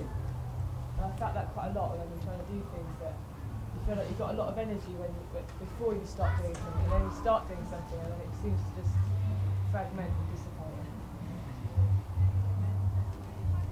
I think just before the other voices come in, I think that that were we to repeat the constellation immediately, like on this question about boundaries and how we make connections and how we stop being fooled by everybody in a way that like we begin to play with these dissatisfactions from the first round, it would be a completely different constellation second time around. I felt when we all stood up and suddenly the others joined us, I had this feeling that something just didn't feel quite right. I felt like this, and I think, thinking about it now, I think it might have been a bit of suspicion still, because first they were so far above us, and suddenly we welcomed them in, but they didn't give anything to us in a way, so it was still like they could have still immediately stood up on the chairs again. So I didn't feel it was very equal still, even though we invited them in a way. So, yeah. I mean, the main thing in that exercise is the sense of equality, because the only difference is some people are standing and some people are sitting. So in terms of the psychology of that setup, I think as soon as you diffuse the inequality as a very limited kind of teaching example, that at least that achieves a change in the setup, and that's the most you can hope for from a very simple exercise like that, unless you take it further into a discussion, as we're already having that. I think, so. think the direction of opposition as well, right? So it's not just the height. Yeah, height and people facing. So it's the directional opposition in the structure of the exercise. It's not just the height difference. It's the separation into two groups of two sets that are facing each other. So not being able to see the people behind. So it's like the money managers or that sector of the economy. I can't hear what you're saying. The section of the economy, the front row of the standing group, can't actually see the money that are standing behind it in their kind of position. Much the same as the carers can't see the ecosystem. I mean, although there would be nothing to stop them turning around. Did you, when you set it up, did you ask the monetized section of the economy to face? You did ask them to face the sitters, and did you tell the money people which way to face? I can't remember. You did. So that's all obviously the. I mean, I just made it up. I just made it up. I wondered also the difference with if everybody had all faced the same direction, because the hogs out there were looking at each other, so the vision was totally different. And if everybody had actually all been standing looking in the same way, how would that have also altered the psychology of let's all look towards the same path, the same way, the same vision forward? But the setup is, if it's meant to be a mirror of, you know, a very simplified mirror of economic relations, then obviously that setup is, in very simplistic terms, accurate. It is oppositional, so that's the way it should be set up if that's meant to reflect the way the world is. But as part yeah, exactly, of the it would be different, yeah. You know, changing Sure, from that, so to change for the vision of, okay, we're all going in the same path. So if we can keep the horizon the same, so we're seeing the same vision, how would that feel in comparison to looking in opposite directions? Yeah.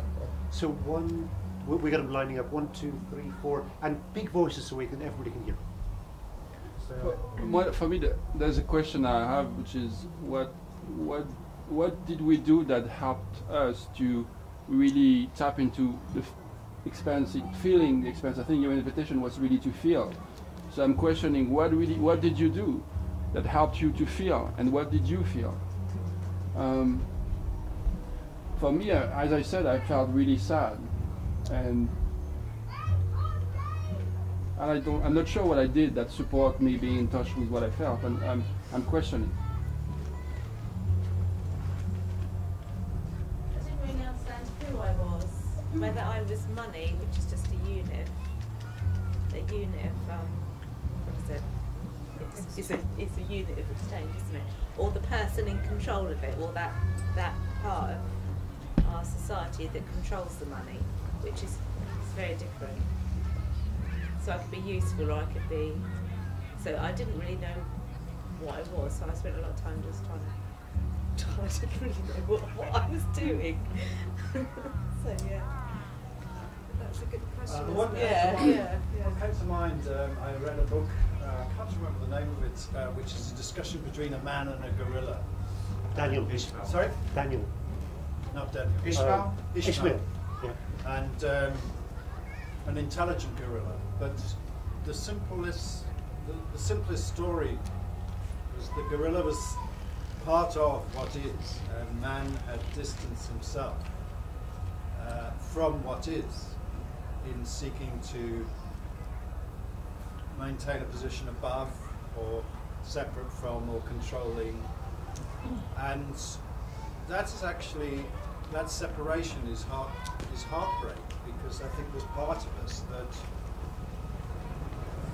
maybe senses that through that we have lost something of ourselves, or maybe we've still got that, but we're disconnected ourselves from, we've unplugged from the grid that is what is. If that makes sense. So 1, 2, 3. No, sorry. We did end up in a circle facing in one direction, which was inwards, and although the individuals were not the same, I think there was a proportionality between the 2/3 and the 1/3 standing in the money, with the circle around and then a similar proportion of people in the middle doing some healing of some sort, and the group focusing in on the centre, which to me feels like a kind of a recalibration of trying to make the system work for the whole, rather than this strange kind of oppositional, hierarchical, separational thing that felt much more of a cohesive healing thing, even though the individuals had changed. And to me it felt like there was a kind of a proportionality working. It was more to respond to how I felt, really, and I was part of the, well, I imagined myself as a frog. That was what first came to me, and I had my environment. You were in my environment, so I had the trees, I had a lily pad, there were some slugs I could eat. There was a whole, there was all the ecosystem. I felt a deep sense of connection and I can't even say it, reciprocity. And we were all sharing. And then there was the human and the money, and at first I didn't feel a connection. And I felt beautiful, I felt really happy, really connected and grounded. And then I really felt that I could give and heal. I wanted to give to the human and to the rest of what first I felt very disconnected from. And I just felt that I had the healing power to bring that in. So there's the sort of breaking the disconnection. Well, I thought that each depends on, it's subjective to where that individual, each individual comes from in society already, which strata of society they're coming from. That's the way they view that system. If the person has come from the bottom end of the hierarchy already, they would probably see it differently if someone comes from the top level. So it's totally subjective to each person's background, class, all that kind of thing.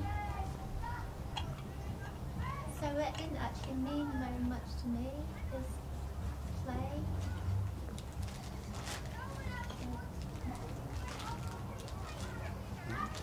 I felt really sorry for money. Really, I felt really sorry. You know, like you know, you're there and you're thinking, I'm bad, I'm really bad, I'm bad, and I don't see money as being bad. No, this is what I felt. This is just me. I'm really sorry about me. No, I felt really sorry. You know, I felt really sorry for money. And the fact they were standing behind, and you know. Last one. I just felt that when we all stood up, kind of united, and then the monetary system just had no option, no choice but to dissolve and join the people. So I think when we unite together and we rise together as people, then no system can stop us. So we got 45 minutes. What a visit. Nice, huh? Beautiful. Ecosystems community.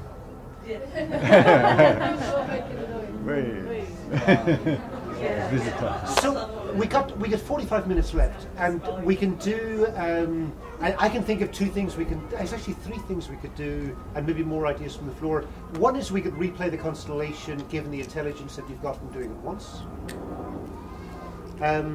Another is I've got a series of stories, kind of counterintuitive stories about money, which challenge current wisdom, the old stories about money. Third, somebody at the beginning, is the person who asked the question about development still here? Aye. So we could dive into development and deconstruct the language around development and begin to explore other words that we could use there, other stories. Or we could do something completely other if somebody's got a suggestion. Stories. Stories. Suckers for stories, aren't they? Okay. But before we leave the constellation, I just want to, like, for some people that really worked, and for some people it worked less well. But the important thing is that it was made up in the moment in a classroom in Brazil, and it was made up like it's one of a number of games that I've developed as a result of being dissatisfied as an educator with superficial cleverness, but not really translating into something that was going to change stuff. So my real invitation is that for those of us who want to be storytellers, midwives to the new, that my experience as a highly competent conceptual thinker and communicator is that conceptual thinking is not a great tool for, on its own, for catalyzing real change.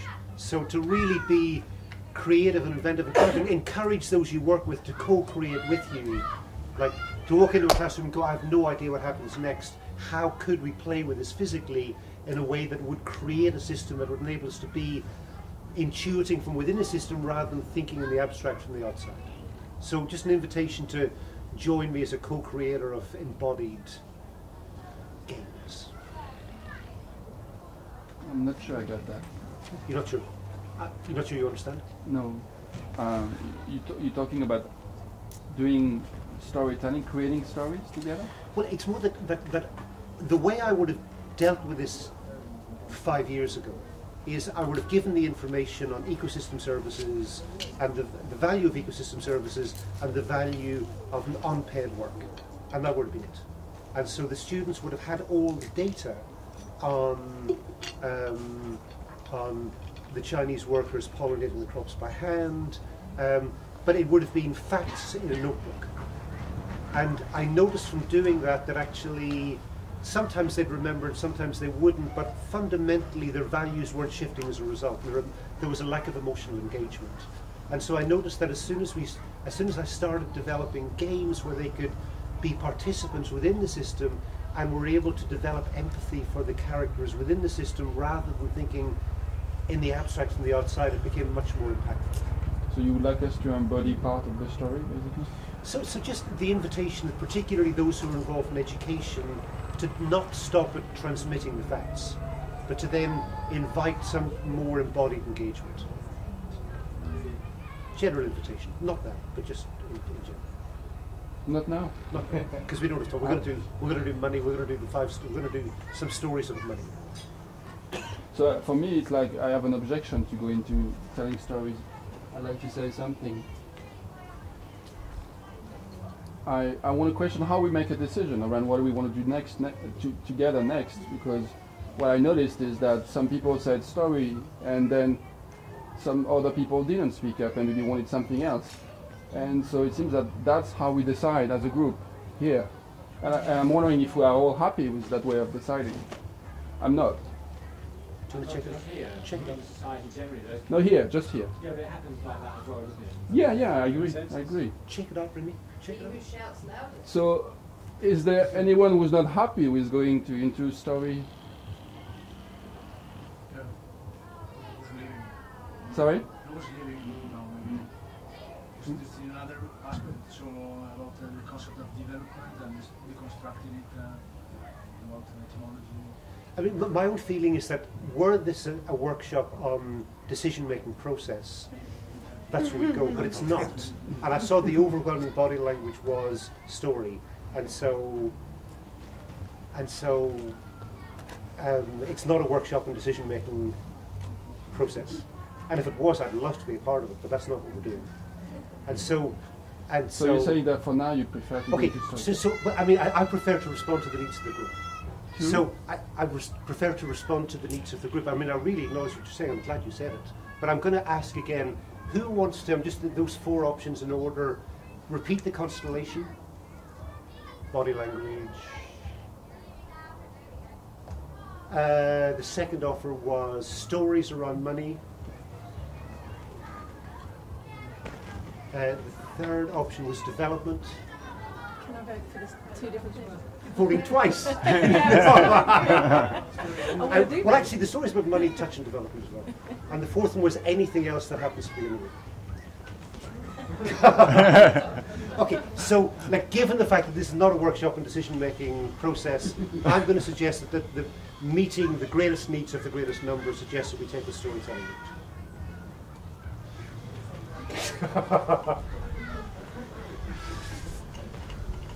One parent who was Guatemalan and one who was from North America.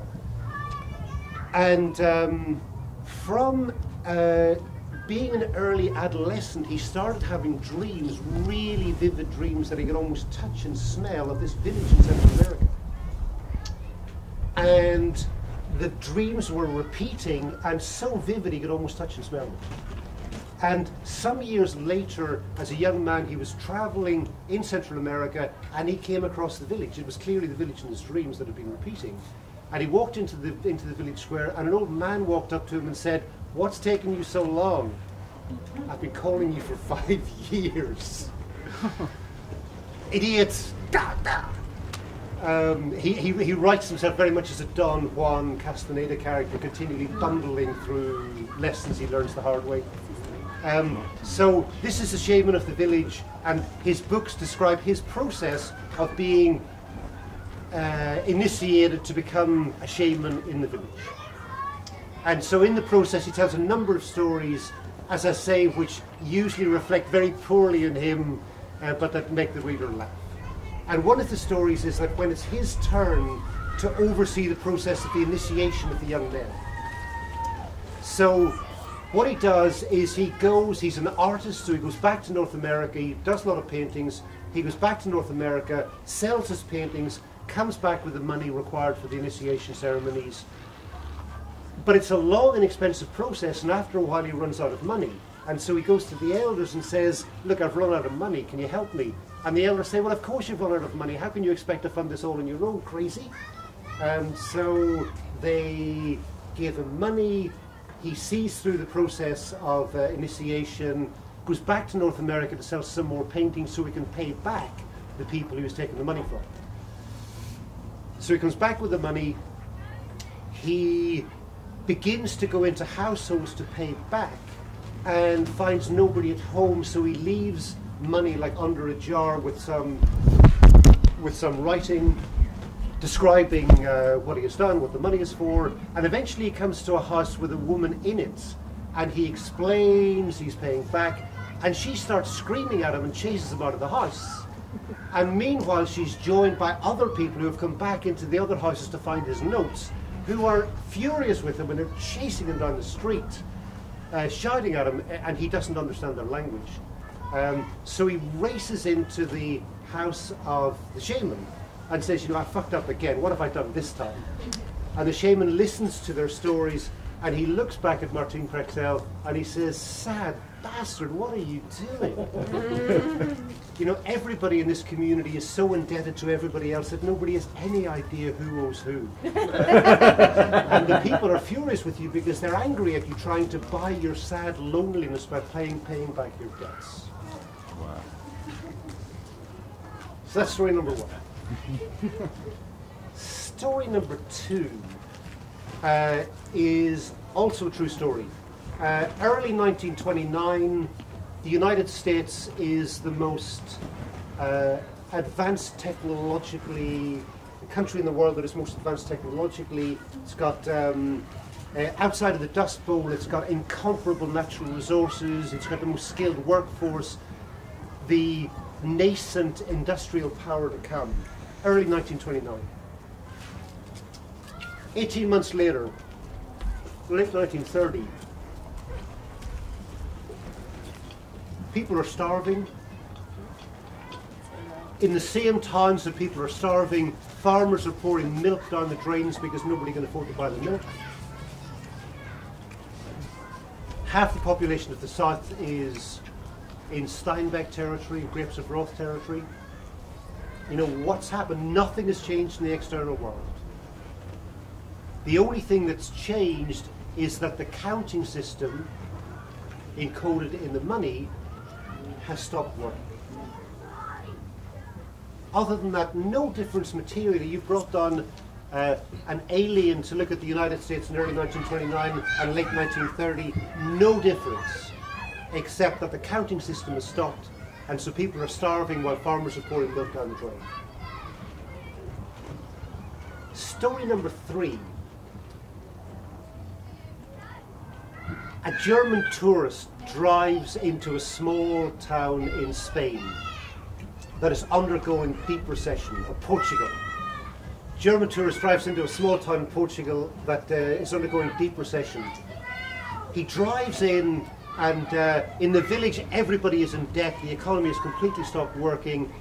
He drives up to the local hotel and he says to the guy in the hotel, I want to stay for a week, I've got important work to do, but first of all, I want to check out the hotel to make sure it's okay. So he puts down €100 deposit, and meanwhile, the guy, the assistant, shows him around the room, around the rooms, around the hotel to make sure he's satisfied.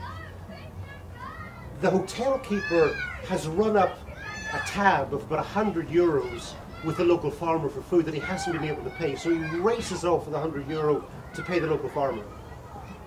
The local farmer's son has been having violin lessons, and he hasn't been able to pay. So he races off to pay the violin teacher the €100. The violin teacher was married recently and got this beautiful €100 dress from the dressmaker, but wasn't able to pay because the economy is completely stalled. So she races off to pay the dressmaker. The dressmaker's got a bit of a drink problem, and she's run up a tab at the local bar. So she races off to pay the barkeeper €100. The barkeeper's family came to stay in the previous week, and there was nowhere to put them, so they stayed at the local hotel. So he races back to the local hotel, slams €100 on the counter just as the American tourist walks back down the stairs. The German tourist. And the German tourist says, one, I don't really like it, so I'm not going to stay. And then he takes out a cigar, lights the notes, lights the cigar and says they were forgeries anyway. They were forgeries. He was forged. Story number 3. Story number 4 is from a Brazilian city called Curitiba,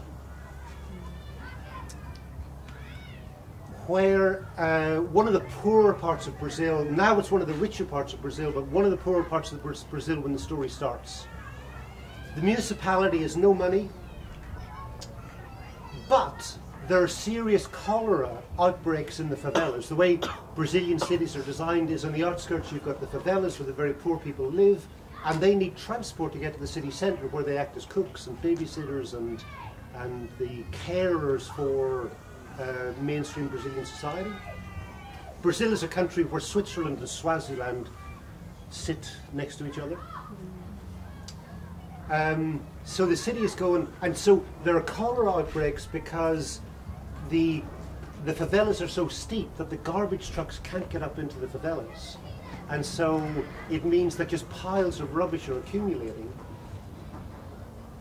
And so there are occasional really serious rats and these health epidemics break out because of the unsanitary conditions up in the favelas.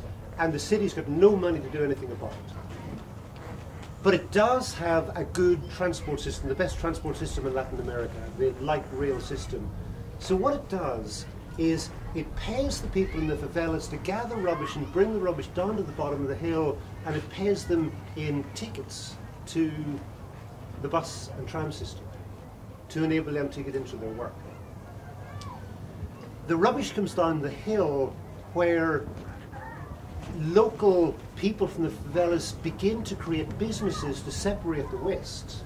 So one of the waste streams is compost.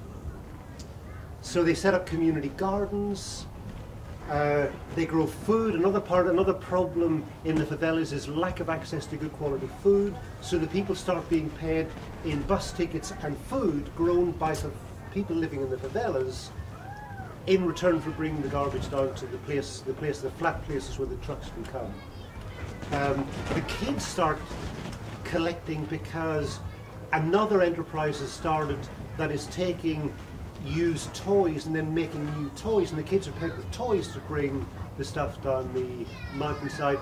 And by the end of the story, there are multiple small businesses that have been created around the waste streams with people being paid in the form of good quality food, toys, tickets in the bus system, and in other words, it's a way of linking up unmet need with spare capacity in a way that bypasses the need for cash. So those are the 4 stories. They're Martin Prechtel. Everybody in the village is so indebted to everybody else that nobody has any idea who owes whom. The second is the German tourist whose fake €100 bills wipes out the indebtedness of a village. The third is no material difference between early 1929 and late 30 in the United States, but starvation has replaced booming industrial growth. And Curitiba linking spare capacity and unmet need without the mediation of cash. So before we go into to create any other stories about money that challenge our preconceptions about what it is, personal experiences, learned stories, anything else?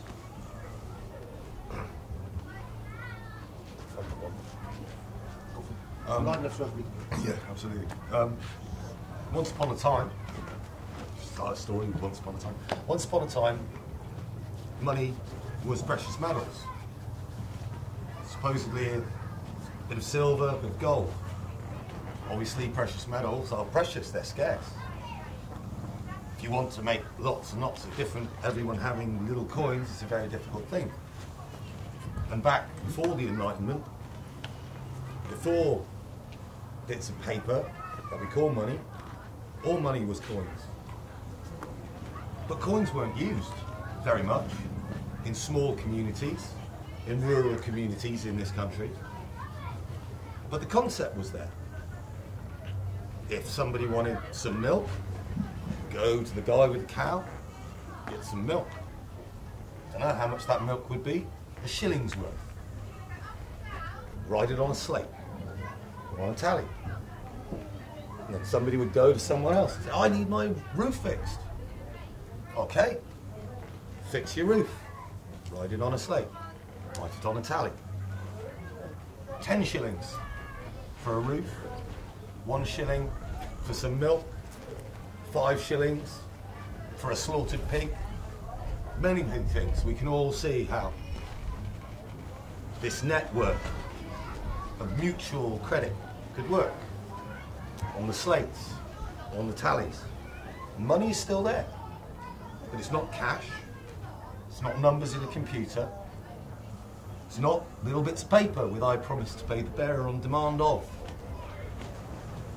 We can all see you saying about your South American village, everyone is in debt to everyone else. Things are kept.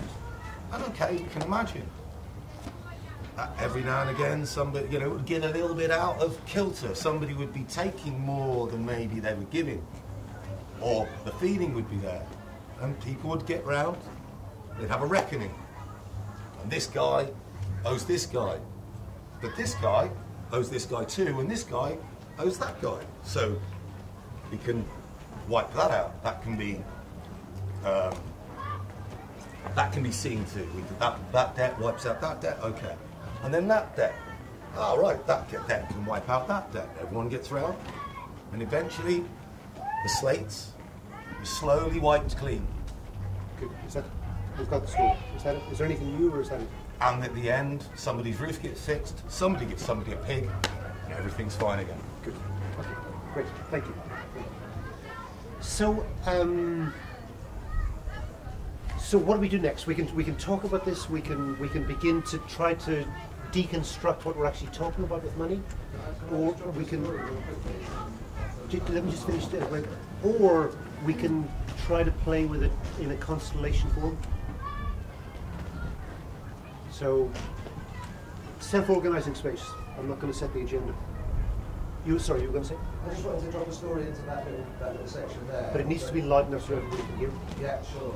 It's quite relevant. It's about festivals and value at festivals. So I've been to Burning Man Festival in the desert in America, where there's a non-monetary system at the festival, despite the fact, ironically enough, it costs you thousands of dollars to get there. You've got to get to the desert to take everything with you. You have to take it all away with you. And more and more so, it's people with lots of money doing it. But they have this money. They used to run a barter economy. They now run a gift economy. So rather than a direct exchange, it's when you need something, someone will give it to you. So you travel the whole festival and you just get whatever you need wherever you are. You don't have to carry anything. It's all there. Walk into any bar, get a drink. Ask somebody for some help or some food. It's there for you, and you do the same. What's most interesting about it is how it changes people's physical presence in that space, sharing that space. because I kind of find like at Glastonbury Festival, everyone like kind of most of the punters have their tent and they have their creative cider and they're like, this is my creative cider in the tent. I've got these ciders and I'm going to save 4 for the last day. And they leave on the last day, they leave their tent behind, they leave their ciders here and everybody has a feast for free. But at Burning Man there's none of that, so immediately people are just much more open. That is a boundary, the idea of ownership that affects you physically. That's why it's good. Good. Just on that point, as you were talking, my attention was going a bit. It was because this man here was passing around his chocolate to everyone, and I just felt that was such a nice act. It was like, I like the chocolate, and I like the fact that you just decided to pass it around to everybody, you know, and you weren't waiting for it to come back to you, and I just felt like that was a kind of living example of like what you're talking about, and then people feel more open. Well noticed.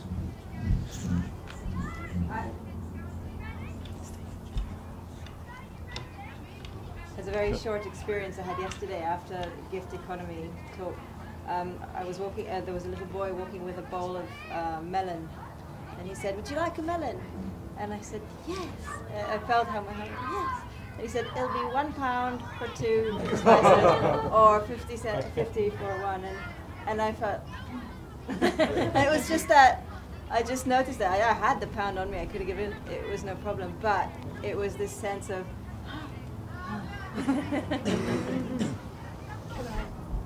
A child approached me yesterday and asked me if I'd like a joke, and it would cost me 50p. And I just kind of, I said no, because again it was just like, it's this imposition of the monetary system and just human interaction. Sorry. Maybe what was it? No, they were. Yeah. This is a story. I can't remember where I heard it from, or I read it somewhere, but I can't remember where. But it was an anthropologist was going into one of the tribes in North America, way up north, up in the Arctic, and they were sitting in a tribal council where the elders of the tribe were talking about actually killing a member of their community because this person was going out hunting and he was keeping his kill. He was taking the elk out and he was keeping it to himself and selling it because he wasn't actually it was the idea of the commons. The game, everything within that environment, that tribe was not just the people, it was all the life that was around it. And this one person was actually threatening everything because he was taking it just for himself and not sharing it with the community, because the community, everybody lived off each other. And that to me it's extreme, but when you're in a survival situation, which living in those type of environments and a fragile environment, everybody has to pull together, and for somebody to be going outside of the community is a danger to the whole community. And that is in a sense what our society is. We're all, the society as a whole is outside the commons, which is the greater whole. It's, I think there is there can be a tendency to look, I think, somewhat romantically at pre-modern people, and to like these stories of the village being able to provide all its own needs, and kind of a desire that we somehow become hunter-gatherers again, which I'm deeply suspicious of. Like, I think money is a fantastic invention, and I think that this is something I said before, but just to re-emphasize the point that we're seeing this extraordinary phenomenon, which is the emergence of the digital commons or the collaborative commons. So, like during the last 200 years of capitalism, the dominant production form. So if you think of canals and railways and coal mines and oil exploration and refinement, and motor vehicles and the infrastructure. These are all heavily capital intensive forms that have required massive investment, so they favoured the concentration of power and wealth in a relatively few hands. The means of production have been transferred from people to capitalists, to large-scale corporations that have been able to amass the financial capital to harness these different technologies. We're now moving into an era where the entry into participation within the system is a laptop and access to a 3D printer. So we're seeing strong parallels between the pre-modern commons and the postmodern commons in ways that this stuff becomes relevant not just in thinking, I want to become a blacksmith and to milk my own goats, and those who want to become blacksmiths and milk their own goats, you know, fine. I'm not in that category. I mean, I think there's been a tendency to associate, for this conversation to be focused on a very technophobic vision of society. And it seems to me at the moment we have the opportunity for our deep wiring as reciprocators and collaborators that for the first time in the history of industrial civilization, the way the technology is moving plays to our strengths rather than against our strengths. So just as in the village, your reputation was your currency. So the reason why people were, you know, when the hunter went out for, again, this is David Graeber territory, the hunter goes out, makes a kill, brings it in. According to the dominant economic theory, what he should do is he should put up a stall on the market and sell to those who can afford it. That's the story of who we are according to Homo economicus, conventional economic theory. But of course we know this is nonsense, and what he did, tons of anthropological evidence, is he brought the kill in and he gave away the best bits to pregnant women, the elders and kids. Yeah. And he gave much of it away, and that again, much evidence suggesting that particularly in the Americas, the chiefs were appointed on the basis of who gave most away. The generosity was the measure of the man and the woman. And this makes sense because in a society that doesn't have a welfare state, which is 99.99 repeating of human history, your best survival strategy is to develop a reputation for generosity. So reputation is currency. And what we're seeing emerging in the digital commons, the collaborative commons, is once again, if you want to make a purchase on eBay, Amazon, LiftShare, whatever it might be, you've got to look up at the percentage of marks. You know, this person is 98% of people who have dealt with them have been satisfied. And you know, and again on Airbnb and all these different sites that are encouraging sharing, reputation is currency, and there is the emergence, because of the low barriers to entry into the field, access to a computer and to a 3D printer, that we are increasingly moving into a territory where we're looking at very similar commons governance of the digital collaborative commons. So, in other words, you can be interested in this stuff and not necessarily want to go and become a blacksmith and a sheep milker or goat milker. But aren't you talking about something that might have been? Because at the moment, the digital economy isn't particularly. Can you speak up so everybody can hear, please? I was saying, aren't you talking about something that might have been? Because at the moment, the digital environment is still, but in terms of the sites that people actually use and look at, is almost entirely privately owned and obviously owned by companies who operate for capital, and obviously alongside that, the internet exists through a kind of physical backbone of hardware and cables that obviously all belong to companies. So the idea of can you hear what's being said? You can hear. The idea of private ownership is literally hardwired into the internet at the moment, because of the structure that physically creates it is all privately owned. I don't agree. It's actually developed mostly by the state and the military. So it's not private. It's not private sector. It's state funded. It's all privately operated. Again, I'm going to recommend, for those who are interested in this, I'm going to recommend another book. Just came out recently. A fellow called Jeremy Rifkin has written a book called The Zero Marginal Cost Society, where he's really unpicking all these different trends. And I think he's right to be very optimistic about the near inevitability of commons-based ways of working winning out over private corporate enclosure of the commons. There's many good reasons for believing that actually the commons will win out in that particular struggle. Is that, I mean, I don't know much about it. Is that what's happening at the moment? Can I give an example from my life? I'm a carpenter, that's what I do to make money, but I've always wanted to be a musician. Playing in bands, fine, great, and I moved over onto a computer and I make electronic dance music. I tried, and it's good, people liked it, and people contacted me, we'd really like to release your music, Mark. Great, fantastic, okay. You know, it's ego, isn't it? You know, I've got my tunes up on Beatport, you can go and buy them. £2.75 pop, great, yeah, fantastic. I got fuck all out of it, right? People had to buy my music, hardly anybody did, right? So you know, although I put loads of hours in it, I want to share my music.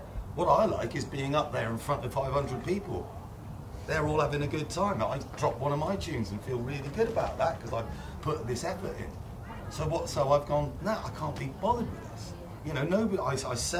I'm selling my music. The only people who are making money out of my music are the companies like Beatport. So I went, sod this. I'm not going to do it.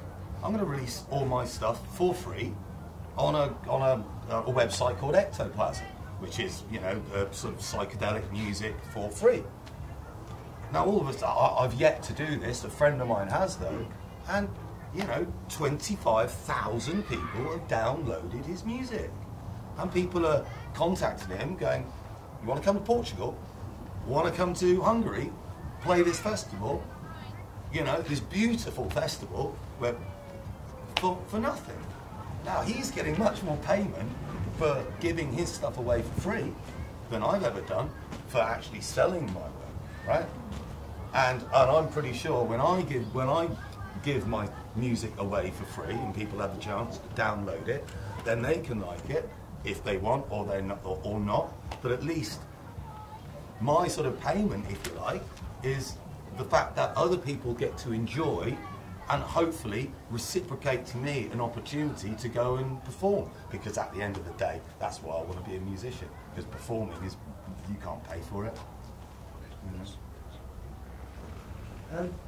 I think of all this stuff as it does sit still on top of the material base, and there is, you know, I think there's a whole thing which isn't talked about. A friend of mine did a whole PhD on it about basically, you know, everything that we use to create this digital world, you know, it has an ecological cost, and it's all great, you know, if everyone has a phone, we can collaborate in this way, and then we've got these huge servers that need power that are based in wherever, and you need all these minerals and everything to make all this equipment, and you know, your mate's got a fly, you know, these, or whatever. Yeah, but it is, you know, I've got friends with DJs and they flow over the world, and I think your carbon footprint is fucking massive, you know.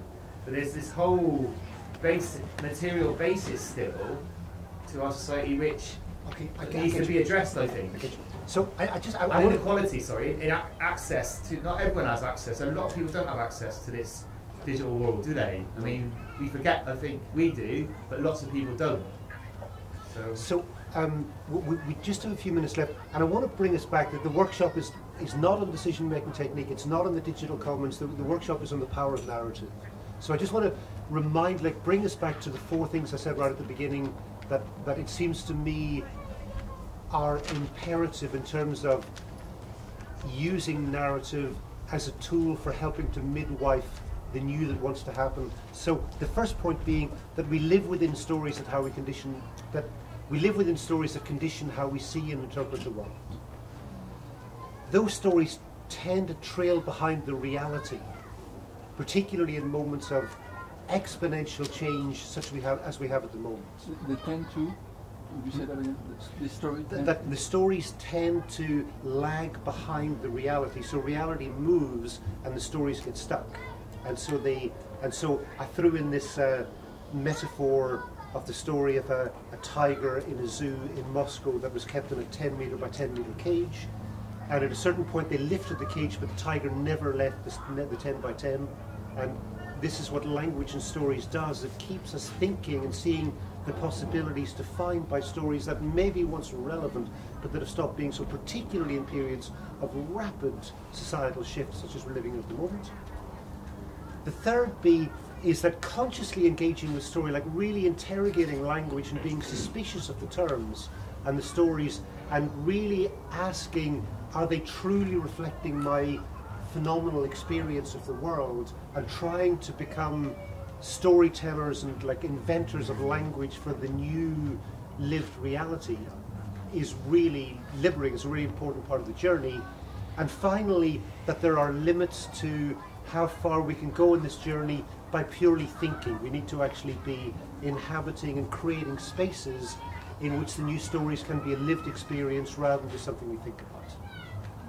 So I just wanted to come back to those rather than finishing on, is the collaborative commons more hoax than reality? To come back to the invitation, like the reason I set this up was the invitation to be aware that a key task of the era in which we live is to release the stories, is to, coming back to this early quote from Gramsci that, the old is dying but the new is struggling to be born, and that a really important role for us in helping the new to be born is coming back to the power of language and stories and telling and creating spaces for the living of stories that more accurately reflect our reconnection with ourselves, with others, and with the other than human world.